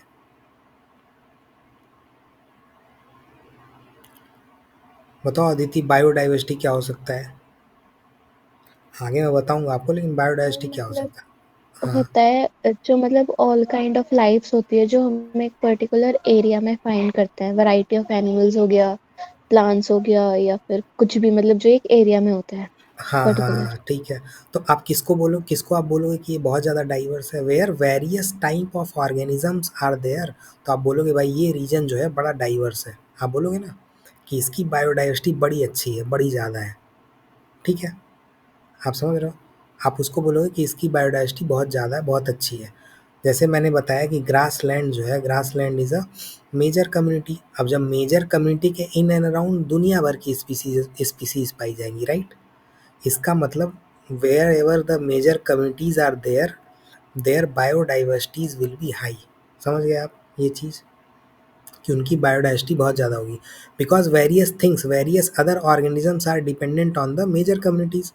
तो अगर मेजर कम्युनिटीज़ पे बहुत सारे लोग डिपेंडेंट हैं, इसका मतलब they will be in and around, मतलब वो पाए जाएंगे और लोग, ठीक है, तो इसका मतलब उसकी बायोडाइवर्सिटी ज़्यादा होगी, समझ में आ रहा है। तो अगर कोई बोले कि भाई मेजर कम्युनिटी में बायोडाइवर्सिटी ज़्यादा होती है, आगे मैं आपको बताऊंगा 2-3 तरह की होती है, अल्फ़ा बीटा गामा टाइप की बायोडाइवर्सिटी होती है, वो सब आपको पता लगेगा, लेकिन बायोडाइवर्सिटी आप समझ, डाइवर्सिटी का मतलब क्या, बहुत सारे लोग एक जगह पाए जाएँ, वो डाइवर्सिटी है। सिमिलरली आप प्लांट के केस में या इस तरह के केस में, इन्वायरमेंट के केस में, that is term is biodiversity, कि बहुत अलग अलग तरह के विचित्र विचित्र लोग पाए जा रहे हैं एक ही जगह पे, दैट इज़ अ बायोडाइवर्सिटी, बहुत डाइवर्स एरिया है, ठीक है, दैट इज़ बायोडाइवर्सिटी। तो मेजर कम्युनिटी जहाँ होगी, that will be rich, that area will be riched in, that area, वो रिच किस में होगा, that area will be riched in biodiversity. जैसे मैंने बताया कोरल स्पीसीज, कोरल अपना खाना खुद बनाते हैं, किसी को ज़रूरत है नहीं, हाँ नहीं, कोरल अपना खाना खुद नहीं बनाते, मतलब coral is needed for others, coral तो खैर वो खुद ही ऑर्गेनिजम्स है, लेकिन coral is needed for others, other organisms to live. तो इसका मतलब अगर कोरल है तो 10 तरह की और स्पीसीज वहाँ पाई जाएंगी, 10 तरह की और पॉपुलेशन वहाँ पाई जाएगी, that's why we are protecting the major species, ठीक है, समझ में आ रहा है, कोई दिक्कत नहीं है ना इसमें, ठीक है। अब आगे बढ़ते हैं, या इतना समझ में आया, ठीक है। इकोसिस्टम मैं आपको पहले ही बता चुका हूँ व्हाट इज़ इकोसिस्टम, तो इकोसिस्टम में तो कोई दिक्कत नहीं है, जहाँ भी इंटरेक्शन वगैरह हो रहा होगा वो अब देखो यहाँ पे आ गया, ये फिर से वो दिख रहा है ना आपको, मॉलिक्यूल, सेल्स, टिश्यूज, इंडिविजुअल मैंने आपको बताया, व्हाट इज़ पॉपुलेशन बताया। अब देखो ये कम्युनिटी देख रहे हो आप लोग, अदिति आपको दिख रहा है कम्युनिटी, चित्र दिख रहा है, मतलब यस फोटो सर। दिख रही है, ठीक है, आदित्य आपको भी दिख रहा यस है, सर। राइट। अब देखो कम्युनिटी में मैंने क्या बताया, कम्युनिटी में देखो पॉपुलेशन एक तरह की है, देख रहे हो ना, सारे शेर हैं, लेकिन कम्युनिटी में देखो शेर भी है, सांप भी रह रहा है, ये जो भी है जो भी है, ठीक है। कम्युनिटी में देखो आगे आसपास पेड़ पौधा भी है, पक्षी वच्छी भी है। So it's kind of various population living in a part, मतलब अलग अलग जगह रहे, दैट इज अ कम्युनिटी, ठीक है। अब इसमें मेजर कौन है, ये पेड़ जो है ये मेजर है। Why it is a major community, because ये नहीं रहेगा तो ये लोग नहीं रहेंगे, दीज पॉपुलेशन विल वैनिश, ठीक है, इनको ज़रूरत है, तो ये सब क्या होगा। अब इकोसिस्टम क्या होता है, इकोसिस्टम देखो तो पता ही है आपको, इकोसिस्टम बायोस्फीयर, आपको बायोस्फीयर में आगे ही बताऊंगा कि ये बायोस्फीयर क्या है। So this is how the things are related, ठीक है। तो कम्युनिटी में आप कभी दिक्कत नहीं होगी ना, मेजर माइनर समझिएगा। माइनर क्या है, minor community which is living on the others, जैसे मैंने आपको ईपीफाइट बताया, तो इसमें बहुत सारे ऐसे पौधे होंगे, जैसे मैं आपको पौधा दिख रहा है, इस पौधे में बहुत सारे ऐसे पौधे होंगे on which the epiphytes are growing, ठीक है। जैसे मैंने आपको बताया ना ईपीफाइट्स में एग्जांपल कि भाई फर्न है, ऑर्चिड्स है, they are growing on the trees. आपने देखा है ना, बहुत सारे ट्रीज होते हैं, उसके ऊपर छोटे छोटे फूल आ जाते हैं, वो फूल क्या है, दोज फूल्स आर, मतलब वो, मतलब ऑर्चिड्स हैं या फर्न्स हैं, दीज आर द ईपीफाइट्स, ठीक है। They are not harming the trees, but they are मतलब उस मेजर कम्युनिटी पे वो सब बैठे हुए हैं या जिंदा है, ठीक है। समझ में आ रहा है ये चीज़। So this is how the things are. अब आते हैं, तो ये समझ में आ गया, लेवल ऑफ ऑर्गेनिज्म पूरा समझ में आ गया, इसमें तो कोई दिक्कत नहीं है, क्या है क्या नहीं है, बायोम वगैरह और मैं आपको समझाऊंगा आगे। अब आते हैं नीश। नीश क्या होता है, नीश मैंने आपको बताया what is niche. Niche is a unique functional role and position of the species in a ecosystem और हैबिटेट। भाई आप कुछ रोल प्ले कर रहे हो अपने परिवार में, मैं कुछ रोल प्ले कर रहा हूँ अपने परिवार में, इस कम्युनिकेशन में I am playing role, you are playing a role, that is a niche, ठीक है। Whatever functional role we are performing in a habitat, that is a niche, ठीक है। तो नेचर में क्या होता है, बहुत सारे many species occupy the same habitat. मैंने आपको दिखाया, this this is the terrestrial, जैसे कम्युनिटी वाला चित्र दिख रहा है ना, this is a terrestrial habitat, but many species are in the same habitat. तो वही लाइन लिखा हुआ है कि many species occupy the same habitat, but they perform the different function. Different function मतलब ये जो होगा, शेर जो होगा, they are the carnivores, they will be eating this, ठीक है, इसको खा रहे होंगे। ये मान लो ये किसको खा रहा होगा, ये हर्बीवोर है तो ये खा रहा होगा इसको, ठीक है। तो इसका फंक्शन इसको खाना है, इसका फंक्शन इसको खाना है। पूरे ट्रीज का फंक्शन क्या है कि भाई ग्रो करना है हमको, इन लोगों को खाना खिलाना है, क्योंकि they are primary, they are autotrophs, they have to, उनको मतलब वो करना है। तो वही लिख रहा है कि नेचर में क्या होता है, मेनी स्पीसीज जो होते हैं, they occupy the same habitat but they are performing the different function, ठीक है। तो समझ रहे हो आप। तो डिफरेंट, अब जहाँ पे हैबिटेट निश क्या होता है, जहाँ पे लोग उसको मतलब रहते हैं। फूड नीश का मतलब क्या है, व्हाट इट ईट्स, मतलब क्या आप खाते हो, फूड नीश है। Reproductive niche, what and when it reproduce, ठीक है। फिजिकल और केमिकल नीड क्या, नीश क्या होती है, तो नीश जहाँ आगे लिखा है वो सब फंक्शन है। तो reproductive function, physical function, food function, habitat function, these are the functions, ठीक है। These are the functions, these kind of functions can be performed by various species। तो कोई तो स्पीसीज हो रही होगी जो रिप्रोडक्शन कर रही होगी, कोई स्पीसीज हो रही होगी जो फूड प्रोड्यूस कर रही होगी, various species will be there which will be performing the physical chemical type of function, like temperature दे रहा होगा, कोई लैंड शेप दे रहा होगा, some are providing humidity. So these are the niche। So niche play a essential role in conversion in conservation of the organisms। अगर ये conserve species को आपको करना है तो इम्पॉर्टेंट है भाई। अगर आप अपना, जैसे हमने ये पढ़ा, अगर ये अपना रोल ना प्ले करे, ये अपना रोल ना प्ले करे, तो ये तो फिर पौधे बढ़ते जाएंगे बढ़ते जाएंगे, मतलब बहुत ज़्यादा बढ़ जाएंगे सब श्रब्स जो है, तो दिक्कत हो जाएगी। That's why these are important to eat this. अब आप सोचो ये खूब खाने लगे, खूब रिप्रोड्यूस करने लगे, तो बहुत सारी पॉपुलेशन इसकी हो जाएगी, तो डाइवर्सिटी मेंटेन नहीं हो पाएगी। तो दिस दैट इज़ वाई शेर is important to eat it, ताकि डाइवर्सिटी मेंटेन रहे। So that's what the niche is. If everybody is functioning, मतलब सबका अपना अपना रोल प्ले कर रहे हैं, then the diversity will be maintain, then the organisms will be conserve, then the species will be conserve, ठीक है। समझ में आ रहा है ये चीज़। अब देखो जैसे ये मान लो ये है, तो ये ट्री आपको दिख रहा है, ठीक है। अब ये येलो रम्ड वॉलबेलर जो भी है, सो देखो ये कहाँ खा रहा है, this is feeding on the feeds in the lower part of the tree. ये स्प्रूस ट्री है, और ये पर्टिकुलर पक्षी है जिसका नाम ये है, नाम तो एक बार देख लेना, मतलब याद तो मैं बाद में करवाऊंगा, इंपॉर्टेंट याद करवा दूंगा, ये सब तो नहीं आता है। सो इसका मतलब मान लो ये 18 मीटर का पौधा है लेट सपोज, तो 6 मीटर तक कौन खा पी रहा है, ये है येलो रम्ड खा रहा है, ठीक है। ठीक है, बे ब्रेस्टेड वॉल्वर करके देखो, आप सेम टाइप का ये सब देख रहे हो ना, वॉल्वर करके एक प्रजाति है, अलग अलग तरह के उसमें अलग अलग तरह के पक्षी हैं उसमें। तो ये देखो मिडिल पार्ट ऑफ उस पे खा रहा है, ये किस पे खा रहा है, टॉप ब्रांच पे खा रहा है, ठीक है। इसका मतलब everybody has a unique function, unique position in its habitat. समझ में आ रहा है नीश, कोई दिक्कत इसमें अभी तक? No sir. ठीक है, समझ में आ गया। आदित्य आपको भी आ गया, right?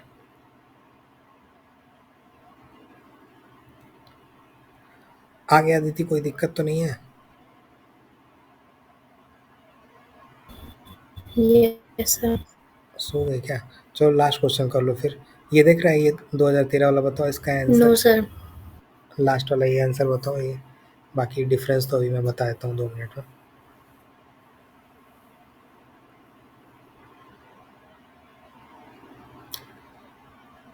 Which one of the following terms describe not only the physical space occupied by organism but also the functional role of the in the community? ये क्वेश्चन आया 2013 में।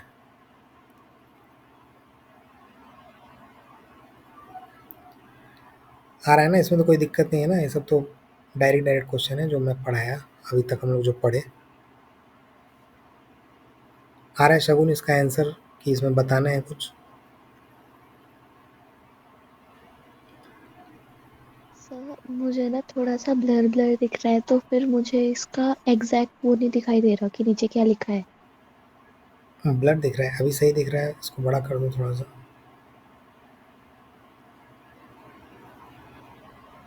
अभी दिख रहा है? नहीं। आपको दिख रहा है आदित्य, आपको भी नहीं दिख रहा है?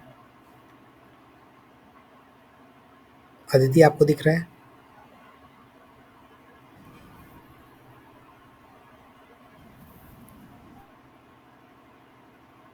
बोलो बोलो, दिख रहा है ना? यस सर, विजिबल है। बताओ आंसर बताओ। शगुन आपका नेट फिर स्लो होगा। आंसर बताओ आदित्य, क्या होगा?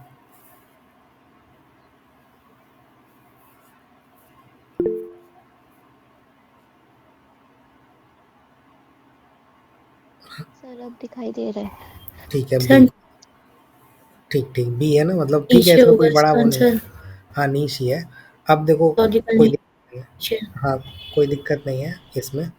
नीश ही है, वो बहुत ज़्यादा वो नहीं। इकोटोन मैं आपको बताऊंगा, इकोटोन आगे मैं बताऊंगा कि इकोटोन क्या होता है, आपको समझा भी दूंगा। अब देखो इसमें ये लास्ट बात सुन लो, मुझे लग रहा है आप लोग को आ रही नहीं, तो थोड़ा बस लास्ट सुन लो ये चीज़ कि डिफरेंस क्या है इसमें। ये लाइन याद रखना है कि देखो, a niche is unique for a species. किसी भी स्पीसीज़ के लिए एक नीश जो होता है ना, मतलब फंक्शनल रोल, वो इस यूनिक होता है, ठीक है। लेकिन स्पीसीज़ कैन शेयर, मतलब while many species can share the habitat, वो मैंने आपको कम्युनिटी वाले चित्र में दिखाया। याद ये रखना है कि no two species in the habitat can have the same niche because of the competition with one another until one is displaced, ठीक है। आप समझ रहे हो कहने का मतलब, जो फंक्शन शेयर कर रहा होगा that function in the same habitat will not be done by others, ठीक है। The function is executed by a particular species, तो मतलब वो यूनिक होता है। सो कोई भी दो स्पीसीज जो है, they will in a habitat, they will not be having the same function। समझ रहे हो आप, मतलब ये चीज़ आपको समझ में आ रही है? जैसे मान लो स्पीसीज, तो आपको मैंने बताया ना कि इंडिविजुअल एक ही पर्टिकुलर जीन पूल, आप समझो एक particular gene is a species. खरगोश जो काम कर रहा होगा उस पर्टिकुलर उसमें, वो शेर नहीं करेगा। शेर जो कर रहा होगा वो हम लोग नहीं करेंगे एज अ मैन। हम लोग जो कर रहे होंगे वो ट्री नहीं करेगा। तो दो स्पीसीज का नीश जो होता है वो सेम नहीं हो सकता है, ठीक है। ठीक है, no two species in habitat can have the same niche, वो फंक्शन दोनों लोग नहीं कर सकते। पेड़ का काम है खाना बनाना, तो खाना बना रहा है, हम नहीं बना रहे हैं, ठीक है। ये चीज़ ठीक है, ठीक है, समझ में आ रहा है? तो ये चीज़ आप एक बार देख लेना, बाकी और कोई दिक्कत नहीं है। इस पे आगे हम लोग बढ़ते हैं, और आगे पढ़ेंगे बायोम वगैरह। तो मैं आपको अगली क्लास में बताता हूँ इकोटोन बायोम और इकोटोन वगैरह, इकोक्लाइन क्या होता है, बायोस्फीयर एडाप्टेशन मैकेनिज्म। ठीक है, बोरिंग तो नहीं लग रहा है ना, बस कि बहुत ज़्यादा बोर हो रहा हो या बहुत वो कर रहा हो? मतलब है इंटरेस्टिंग है ये, नो और इससे क्वेश्चन ही बहुत आएगा, बोर तो बहुत नहीं है मतलब आप लेकिन समझ लो हाँ बताओ, मतलब बोलो बोर बोलो। तो नहीं है बट थोड़ा सा ना थोड़ा थोड़ा ही आता है, इसमें ज्यादा फेमिलियर नहीं है, इसलिए थोड़ा सा लर्न करने में, प्रोसेस करने में टाइम लग रहा है। कोई नहीं, लिखते रहना, मैं जो जो बोलता रहता हूँ नया नया बात, कुछ नया नया, तो आप लिख, जैसे मेजर माइनर में उतना इसमें नहीं लिखा है तो मैंने आपको डिटेल में थोड़ा बता दिया माइनर मेजर, इसीलिए मैं दिखाने का भी ट्राई करता हूँ ना, कि आपको दिखा दूँ कि भाई क्या होता है, ठीक है, ताकि आपको याद रहे, क्योंकि इसमें मेन वही है, मैं आपको कुछ बोलूँगा, आप थोड़ा-सा मतलब, मुझे भी ऐसा नहीं है, मुझे भी तो थोड़ी ना सब याद है, लेकिन आप देखे-वेखे रहोगे ना तो आप मतलब कर पाओगे चीज़ें। मैं आपको दिखाता हूँ जैसे 2-4 चीज़ें।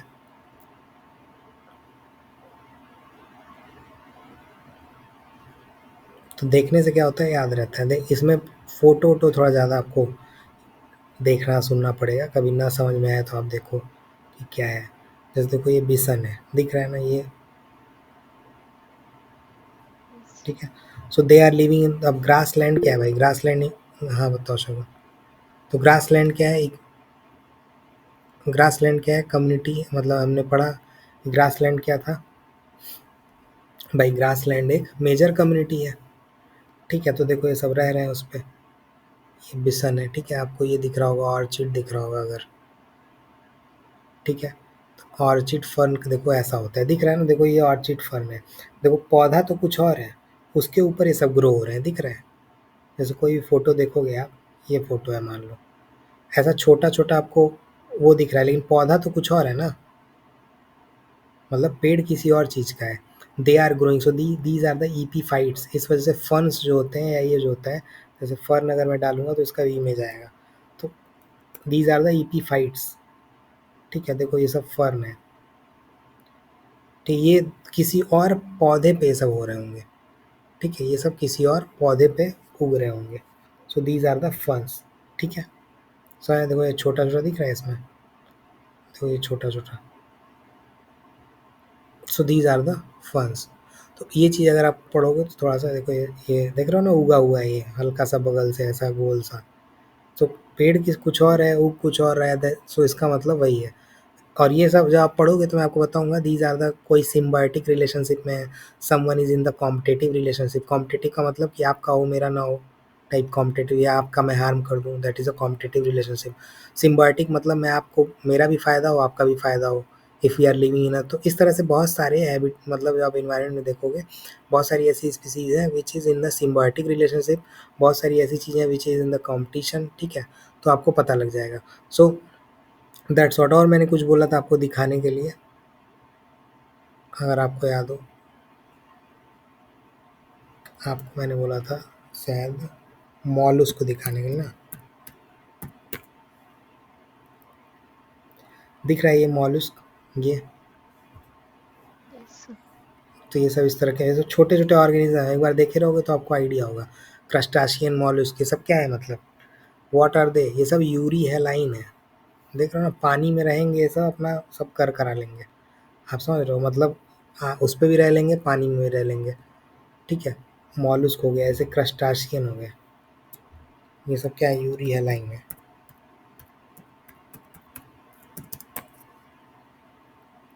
दो ये इस तरह का होता है क्रस्टाशियन, ये इस तरह का, ठीक है। तो अलग अलग ये सब है, मतलब जब आप पढ़ोगे थोड़ा बहुत तो बस देखो, मतलब कि याद वाद ऐसा, मतलब दो चार का नाम याद रखो, ऐसा नहीं कि आपको सब याद रखना है।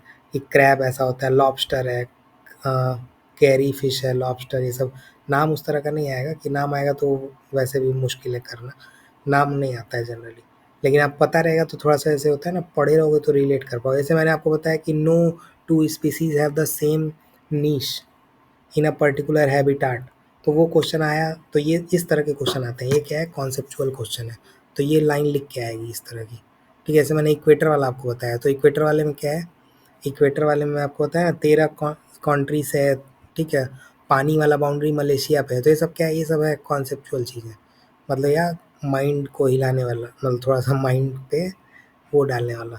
जैसे 3 कॉन्टिनेंट लोगों को नहीं पता है कि भाई 3 कॉन्टिनेंट से पास होता है, वहाँ लिख देगा 4 कॉन्टिनेंट से पास होता है।